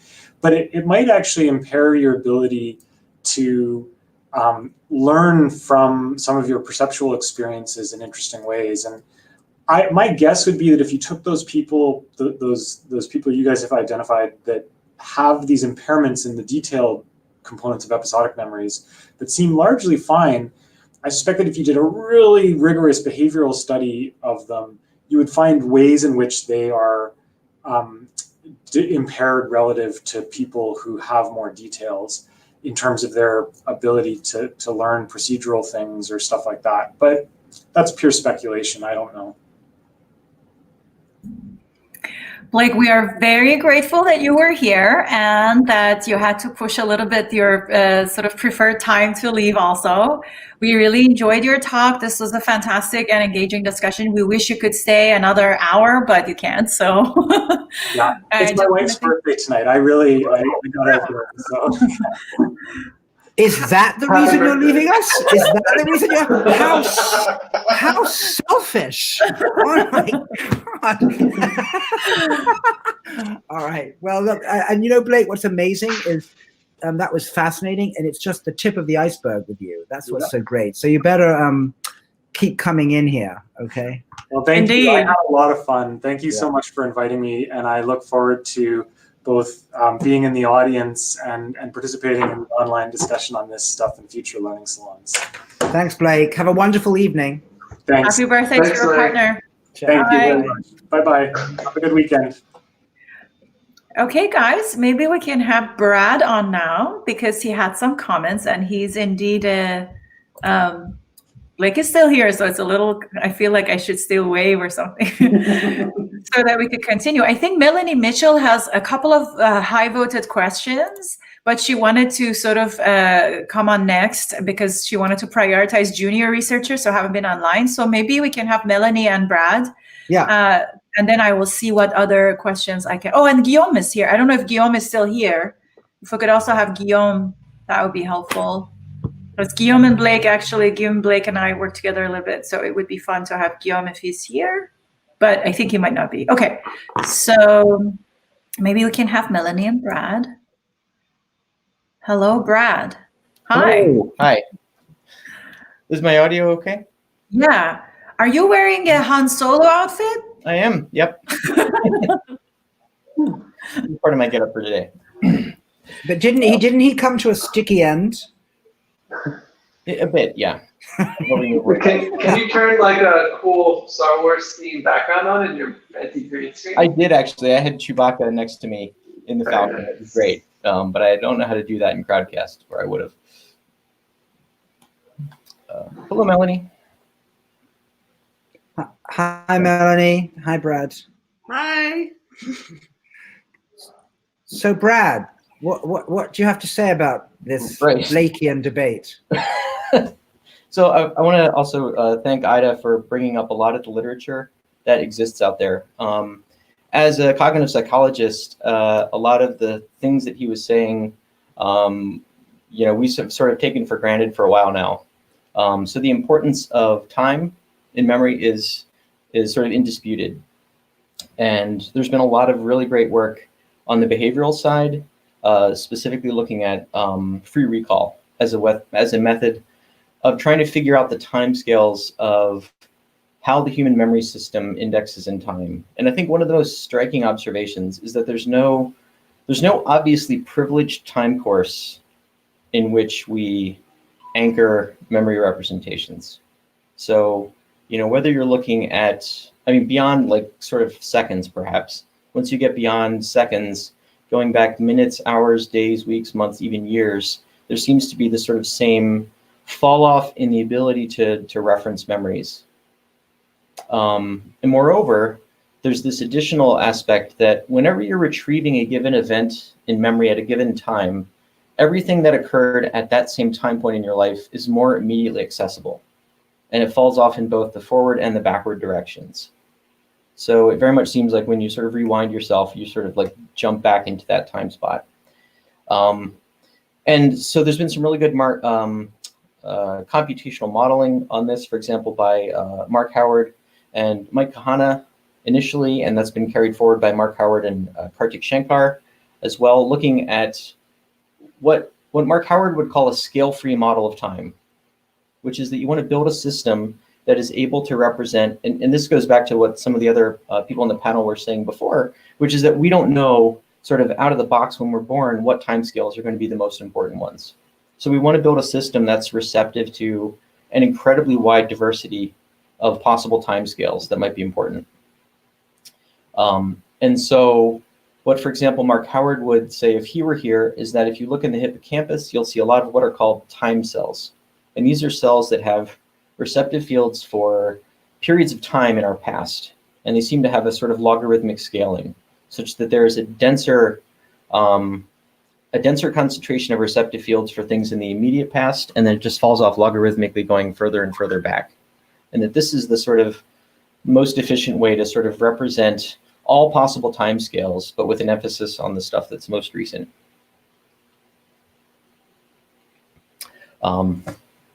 So I think that is, for me, has been the sort of guiding principle in thinking about how memory is organized. I think that the event stuff is also really interesting. We were talking in chat about how Jeff Sachs is someone else who's been driving the event cognition side in the cognitive literature and trying to think about how, just from a behavioral perspective, how do we segment stuff? But the concept of how you define, and this was brought up before here too, how do you define the boundaries of these events is still a little bit slippery. So we just don't have a good sense of exactly how that works in people, how that works in models, whether once those event boundaries are defined, do they stay defined, or can they be freely edited later on, by retrospective processes? So I think that there's just so much that we don't know yet, and we're still like in the infancy of sorting out how this might work. But I agree with Blake, of course, that the building better models of context is important, and I think you could make a strong argument that time is perhaps the most important. If you wanted to pick like a unifying index, that would be one that would sort of apply across the most kinds of organisms and circumstances, that time would probably be one of the best ones, because it's the sort of one unerringly directional thing in your entire life that goes in a forward direction. And of course, things can repeat. Like if you go around on a lap, as Blake was showing us, these rats going around in circles, but still the sense of time is what allows you to unpack and unroll those into a sequence where you could jump back into a specific time point. So anyway, yeah, those would be kind of my off-the-cuff comments. Hi, Maria. Before you go on, I just want to say one thing. So thank you, Brad, for bringing that up. Mark Howard and I actually have a paper together as well, where we are applying this kind of inverse Laplace transform thing that he has for predicting the future. So a similar mechanism. Of course, we have known for a while since Schachter and others that the similar brain structures are used for remembering episodes in the past and imagining things in the future and planning. And in this case, we are showing some computational similarities between those two. Another thing that I want to say is Mark Howard's temporal context model is a special case of the successor representation, and there's a 2012 paper on that. Why is it important to mention the successor representation, other than the fact that I've worked on it a lot?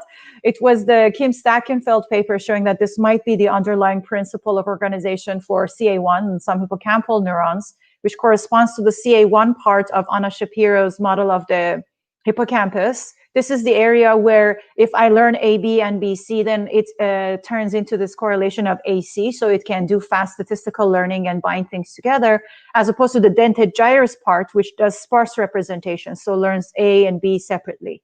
So I think that this complementary parts of the hippocampus in Anna's paper relating to models that Kim had and my work have this extra interesting property that they are also capable of capturing temporal context model mathematically, the way that Mark Howard has represented. And other work by Mark Howard, the sort of the inverse Laplace transform, which is in the Shankar paper. In fact, it turns out if you have successor representations at multiple scales, the derivative of them will give you distance between things, which is very similar to the inverse of the Laplace transform.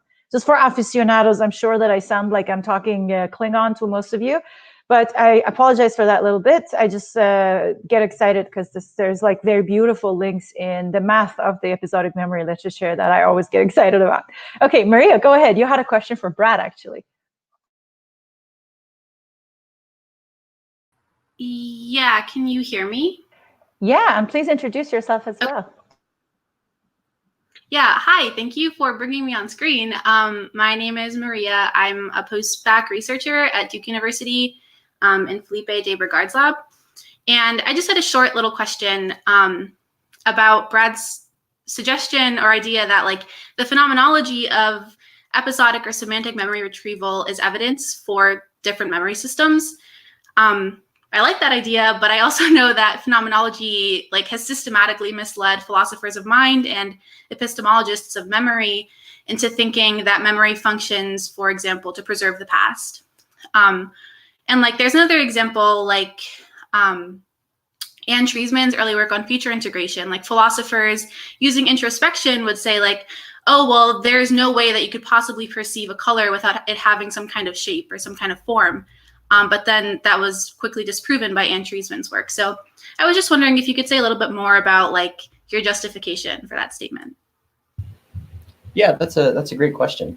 You know, as a cognitive psychologist, of course, I'm aware that phenomenology is a very slippery ground to stand on when you're thinking about mechanisms, right? Because we can, as you say, very easily fool ourselves.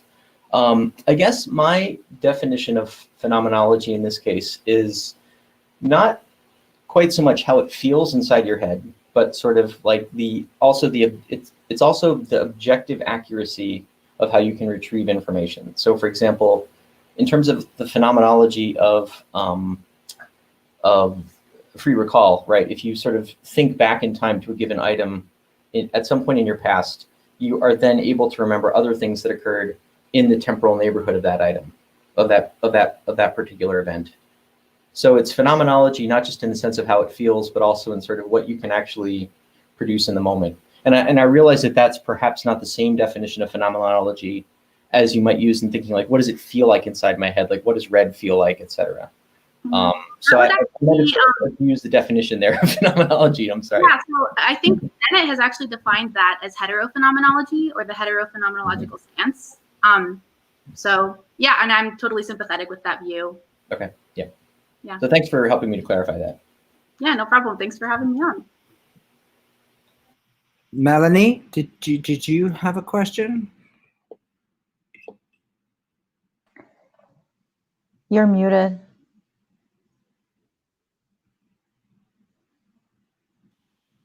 Sorry. Yeah, so I had a question for, if Blake were still here, I would ask him a related question to what a lot of other people have asked about, which has to do with this separation between episodic and semantic memory, or this whole idea of modularity.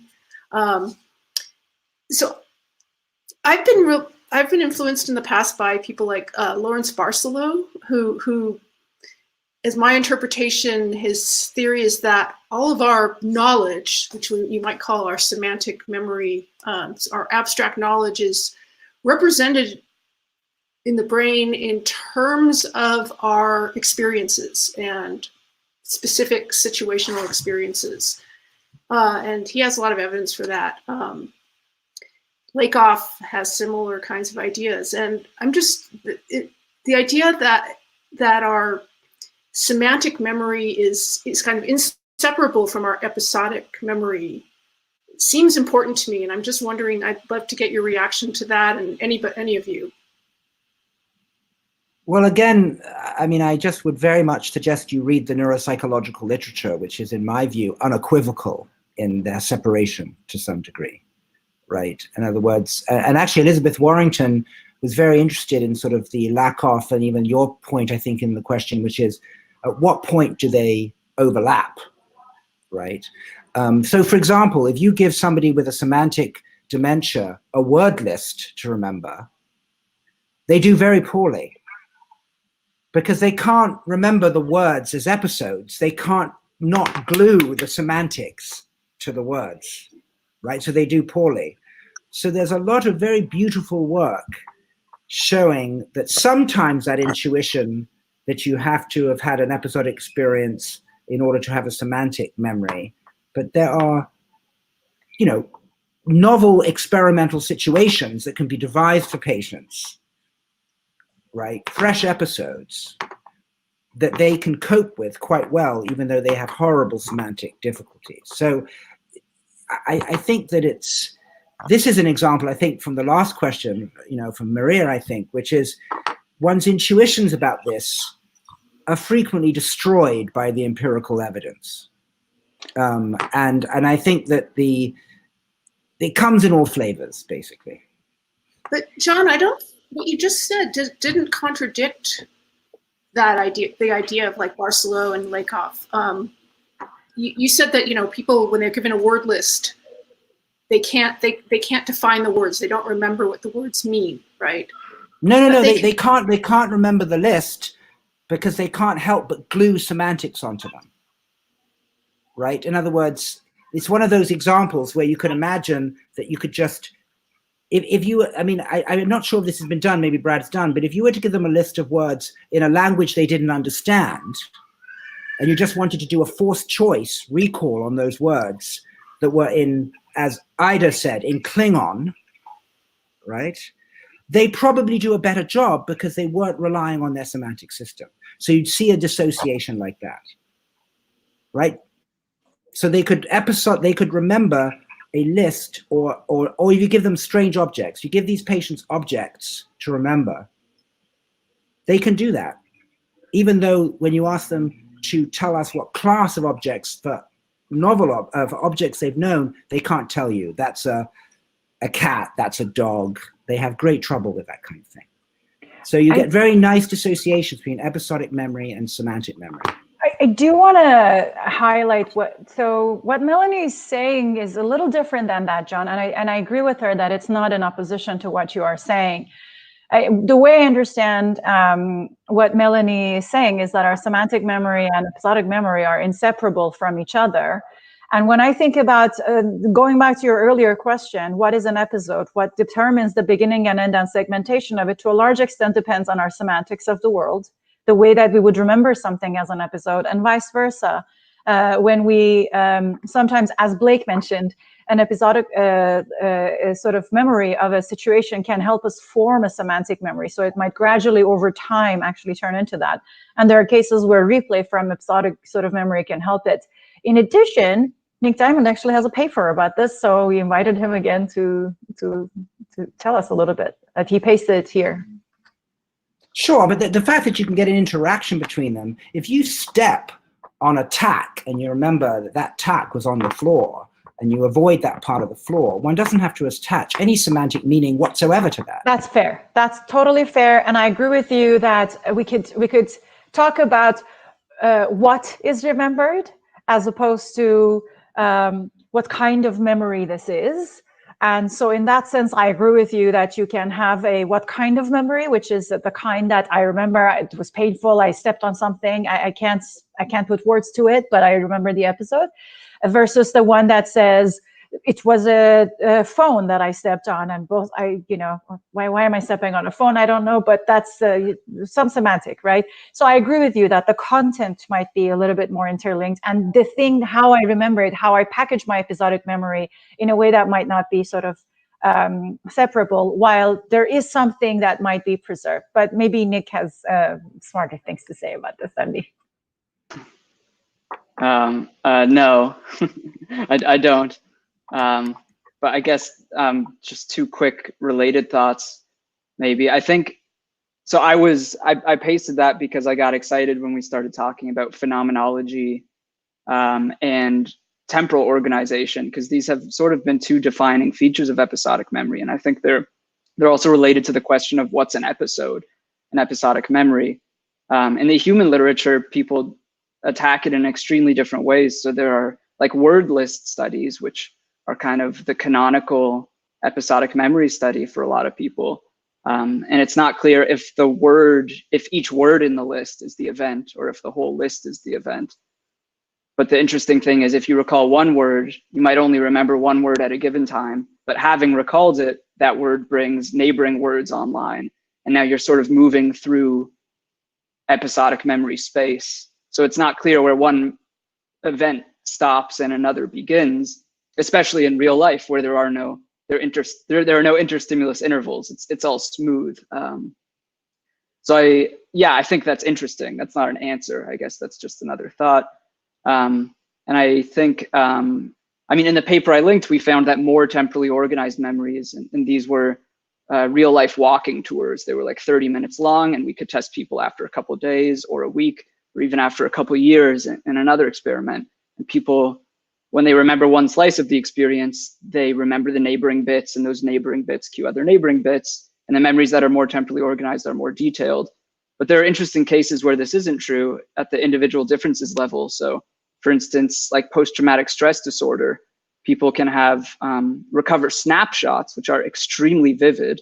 So in terms of phenomenology, they're very good episodic memories in the sense that they're detailed, they're rich in perceptual details and feelings, but they're often fragmented and disorganized. So they're not temporally organized. And on the other hand, with word list recall, you could imagine some people recall word lists in perfect order, but would not recall the colors of those words. So I think this relates, I'll stop talking in a second, but this relates to the bigger question about different memory systems, because even episodic memory, I think, can be fractionated, and you're likely to find different neural systems supporting temporal organization versus reinstatement of perceptual details or conscious re-experiencing. So I think it's subsystems all the way down, but there are convenient points where we can break up the literature. But yeah, I would put my money on there not being a clean episodic memory system at the end of the day. Just to say something, if you could also mention or tell us about a little, Nick. So Nick's experiment that he mentioned, after a few hours or a few days or years, he had people go through an exhibition in a museum, and then he asked them about sort of where things are at very different time scales. So some of them after years. And so that's what he was referring to in the paper that he linked, I think, in the sort of chat. So if you want to tell us a little bit about the finding there, because I think that experiment is very unique, because they were actually walking in a real museum and then going in the scanner and remembering. So the encoding was in real life. So it would be wonderful if you tell us about your finding very shortly. Sure, yeah, thank you. This was a program of research in my PhD where we did a number of real world episodic memory studies. So every study was a tour of one kind, of another, either of a museum exhibit or a hospital where my lab was, and people are encoding a series of artworks, for instance. And across studies, we found that people did, when you do this kind of controlled event, which usually you can't do with a wordless study because wordless aren't very memorable, we find that people do show episodic memory even after years, and that memory retains its temporal structure. And you still see the hippocampus. For instance, we did an fMRI study after 2 years. So I agree with Brad's earlier point that thinking about the time scale of episodic memory is interesting, because if you can access a moment in time, whether it's from yesterday or from 10 years ago, there's a good chance that moment is going to evoke other moments that were close to it. But in the particular study I linked, people did this 30-minute walking tour of artwork in a hospital, then they did free recall. It was like applying free recall logic to a real-world event, and we did that after 2 days or a week. And so we could use tools from the autobiographical memory literature to look at how detailed and rich and subjectively vivid the memories were, which you couldn't do in a wordless study. And then we use wordless tools to quantify how temporally organized people's memories were. And we found that more temporally organized, that memory looks like, real memory looks like wordless memory, and that it's extremely temporally organized. More temporally organized memories are more detailed, and in older age, both of these things kind of fall apart. Memories get scrambled in time, and they become less vivid. Yep. So thanks. That's really great, Nick. While you were talking, one other point that came up is, we have this sort of idea that episodes, that there's a linear timeline and it's just divided up into these episodes. But there's no reason that the brain can't be hierarchically dividing things into episodes simultaneously at multiple levels, right? And so, for example, like the temporal context model of Mark Howard that represents information and events simultaneously at multiple timescales would certainly make it possible to have a multi-staged event segmentation, which makes the problem even more challenging, of course. I mean, it's really hard to understand how this would work, how the brain comes up with good segmentation guidelines at a single time scale, let alone at multiple scales. But I think but it has to be true, right, Brad, on one level. Otherwise, you wouldn't watch long arc HBO and Netflix television series, right? In other words, you're asked to watch one 1 hour episode and there are events happening in there. And then you have to also remember what happened in the previous episode. And you have to remember what happened at the beginning of season 1 of Game of Thrones that now comes back to haunt you in season 6. So in other words, if it weren't for our ability to overlap episodes in both fictional time and actually when did you watch season 1 compared to season 6, we wouldn't have the rich lives that we had, right? I mean, it has to be true what you just said, right? Yeah. But I mean, you can imagine multiple ways that those things are strung together, right? You could imagine that there are distinct episodes and then they're sort of glued together at the endpoints with sort of semantic bridges between them. Or it could be that there's a sort of stack of episodes at different levels. And my money would be on that, well, both, of course. Yeah, it's always both. So Melanie has a follow-up question. And before that, I want to give a shout out to yet another woman who used to be at Princeton, and she's now a professor at Hopkins, Janice Chen. And she actually has work where people are watching a show, different episodes of it at different sessions in the scanner. And they have to piece things together either based on separate episodes they've experienced or they watch it continuously. And they actually do investigate the different mechanisms of that. And so shout out to Janice Chen. Go ahead, Melanie. So I just wanted to push back a little bit on John Krakauer's answer to my question. So I think the idea that I was trying to promote was that our abstract knowledge, if you will, requires an episodic memory at its core, or multiple episodic memories.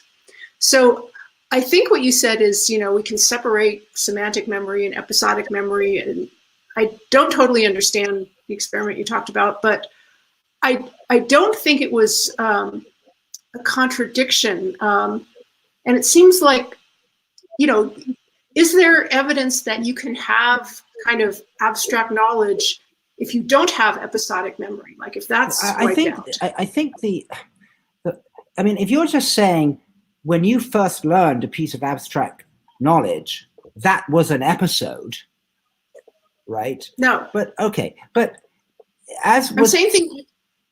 go ahead. Yeah, I'm trying to. So, I guess the argument is that, like, if you understand something abstractly, like Lakoff would say, like, if you understand a metaphor, like that has something, you know, something to do with like light, you know, his metaphors of like life is a journey and things like that, which I'm sure you've seen.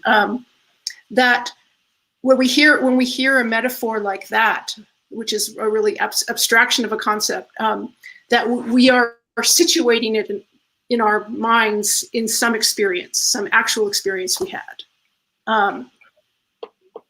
That's what I'm talking about. Sure, okay, but there are three sort of ways to answer that one. If that were true, then a patient like HM would actually, and you know, HM's memories actually for episodes were affected 11 years back in time. People actually forget that it wasn't just new memories. There was some retrograde amnesia too, but there wasn't any evidence that he lost the ability to understand abstract concepts that were somehow related to new or old episodes. In other words, people have looked at new learning in patients with semantic dementia, right, and shown dissociations in those cases.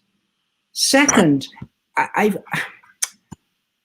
do see what you mean, that there may be poetic metaphors and abstractions where if you don't have some kind of experience of what a blue sky or a rose or the red wine sea in Homer is, that you're not going to be able to get the poetic metaphor if you haven't had some experience of looking at oceans and skies. But I don't think that covers all of abstraction. I don't think, for example, when Ida said a Laplace transform, right, I'm not convinced that relates to some experience you've had in your life, and it's an abstraction that you can learn. So I don't know how far you want that to go, basically, right? I mean, I know what you mean, and right. Certainly in the patient studies, there's a lot of blurring at certain boundaries, but I'm not sure that you have to peg every abstract notion and semantic idea to something that you've corporeally experienced in your life. That seems a bridge too far, I think. A bridge too far. Yes, exactly. Yeah. So just one more comment. Yeah, so that's a long discussion, but one thing that really struck me, like reading about people who do these memory competitions, like memorizing digits of pi or what have you, which is sort of like memorizing word lists, is that the strategy that they use is to attach episodic memories to the items that they need to memorize. That and the more like emotionally laden the episodic memory, the better they remember it. So I felt that was a really interesting kind of insight into the way, sort of that kind of memorization. I mean, Anders Ericsson, who studied these kind of digit memorization people who can go 400 digits, is kind of remarkable, and talks about what Brad was talking about, semantic bridges, topological strategies. It certainly seems as though if you're going to do 400 digit and utter it back, you probably need to use as many memory systems as you can at once.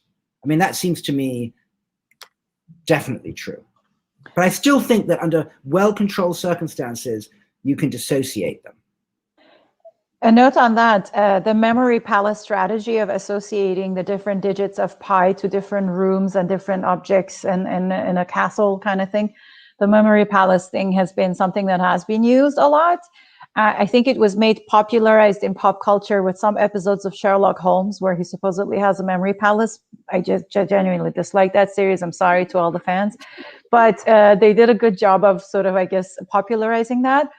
And Rolando Maces, he was a grad student. I don't know if he's graduated yet or not, at Princeton, did some virtual reality experiments related to this, where they created a VR environment where people would place some objects and they would go in the scanner, and then they walk in the VR environment. So it's a walking VR environment, and then they go in the scanner and they need to remember walking from one object to another in the scanner.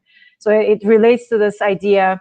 So it's not just semantics, but it's also navigation that gets lumped together, which is another system that is very hippocampally dependent. Because as we know, HM couldn't learn new maps. With that, so Melanie, do you want to say? Oh, she left. Okay. I guess we thank you, Melanie, for your questions. And Eva, we are very excited to have Eva here.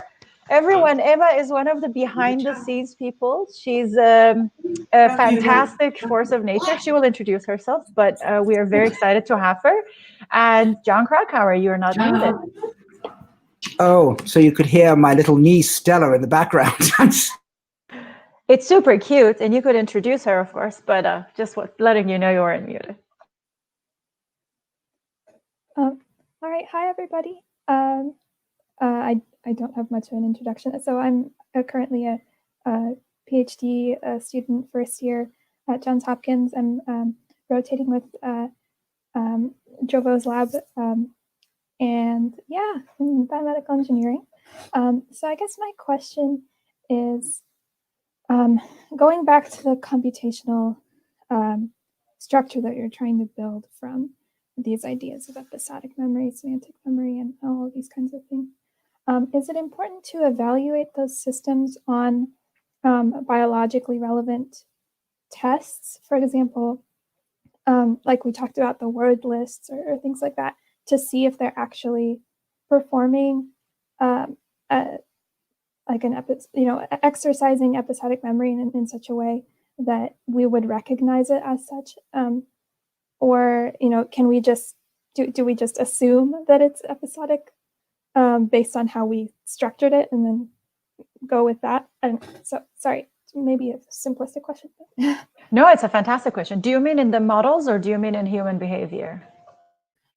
I mean when we're creating models and evaluating them and deciding if they're relevant and useful. That is a fantastic question, and it's usually sort of some of my first slides in my talks I dedicate to this. So when figuring out what algorithms, there are different ways to treat algorithms or models. One, for them to solve a problem, period. We don't care how it solves the problem. That's an approach that a lot of engineers and computer science folks take. And that's an approach that, unfortunately, I think sometimes people might take also in neuroscience, of just like, let's put some neural networks that solve something, right? So show some behavior. But that's only the first step, which is solve a problem. Another step is let's start creating tasks that we can measure the behavior of the organism we want to model, if it's a human.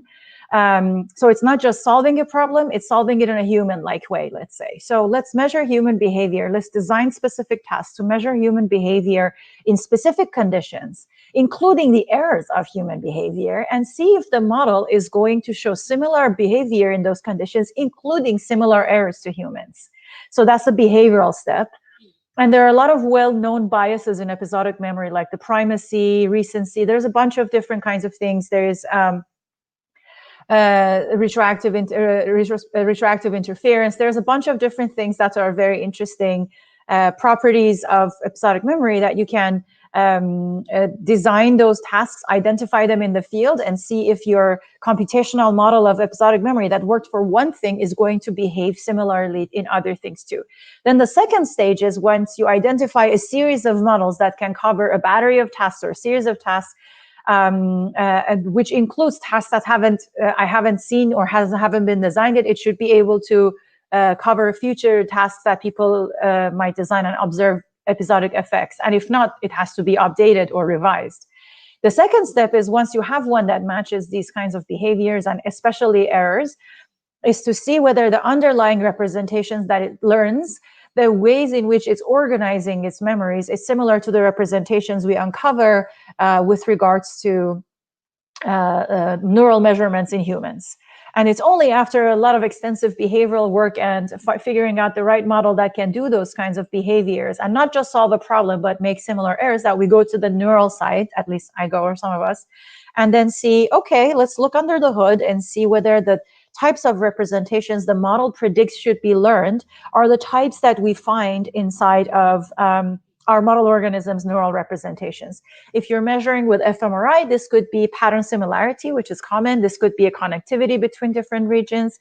If you're measuring with single cells, this could be a little bit more details. You might need a more implementation-oriented model in order to make very specific, precise predictions about individual cells, or you could make predictions at population level, which you could do similar analysis to fMRI. And another thing is, if you have patient studies like the ones that John has done and is mentioning, is there parts of the model that you can conceivably do ablation studies on? I'm going to knock out, do like artificial lesions on parts of my model. Does the model now behave like these patients? And if not, what am I missing in the sort of different memory systems that I've been modeling, right? So there are all these different sort of approaches: behavioral, algorithmic, representational analysis, patient studies with ablation of models. There are all of these approaches.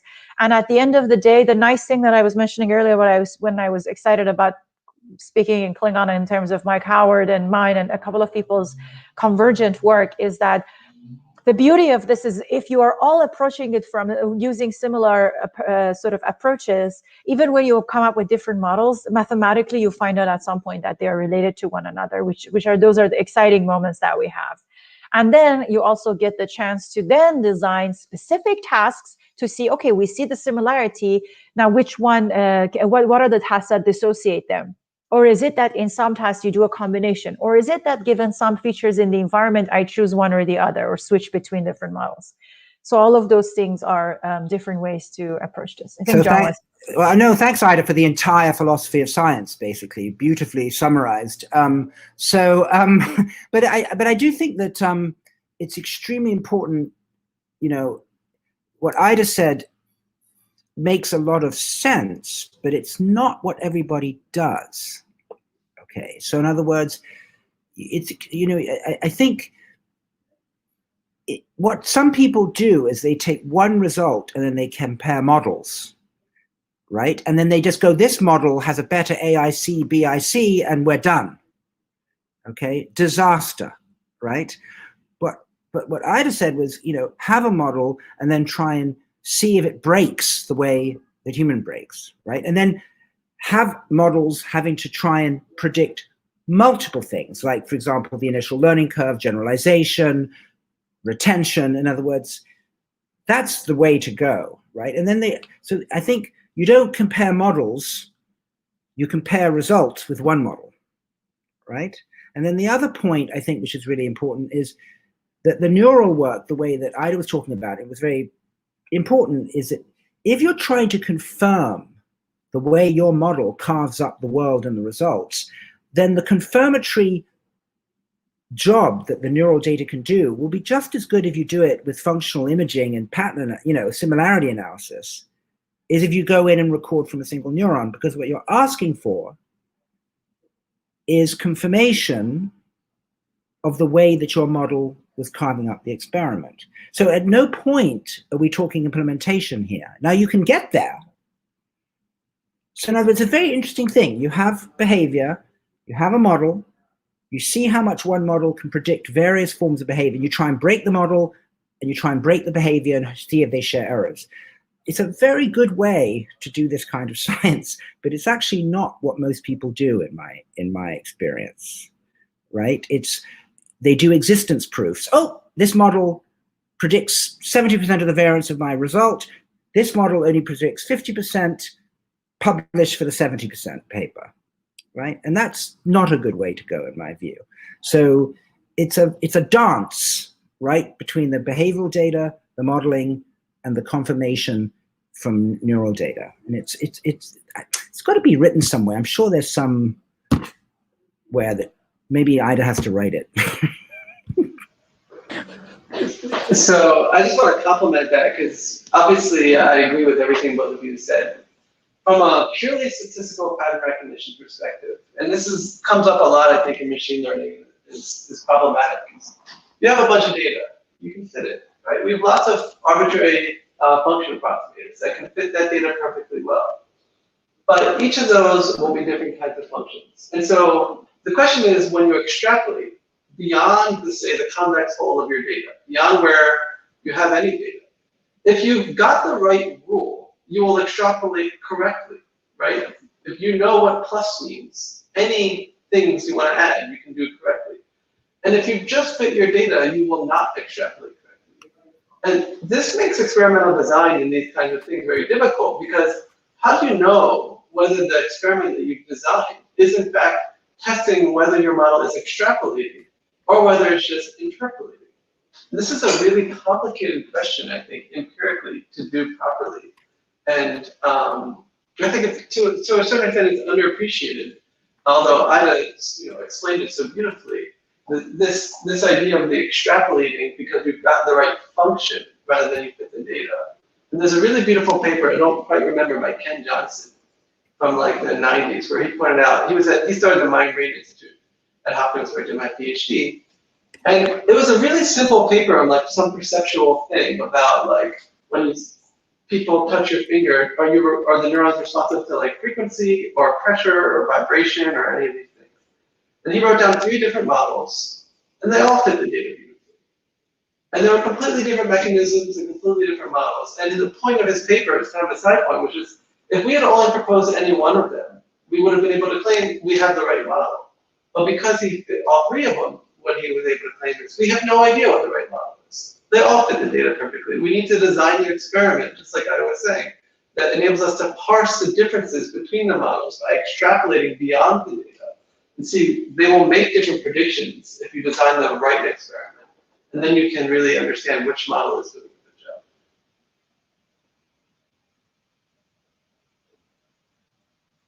job. Oh, sorry, I forgot how to unmute myself. Yeah, thank you so much for the discussion. I don't know that I have like a specific follow-up question to that, just because it was so wide-ranging in terms of philosophy, but definitely something to think about. So, thank you very much. Yeah, your question blew John away. Yeah, thank you. Thank you so much, Ava. It's wonderful to Thank have you. you on screen. You should do this again. Every time. All right. Thank you, everyone.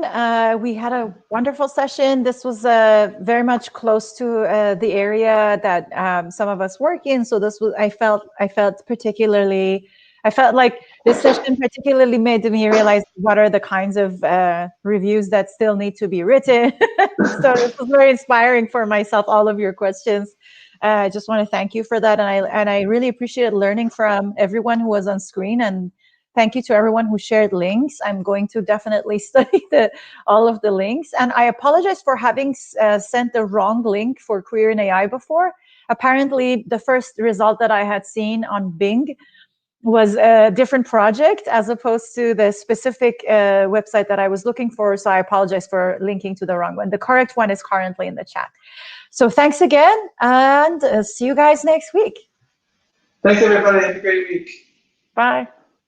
Bye.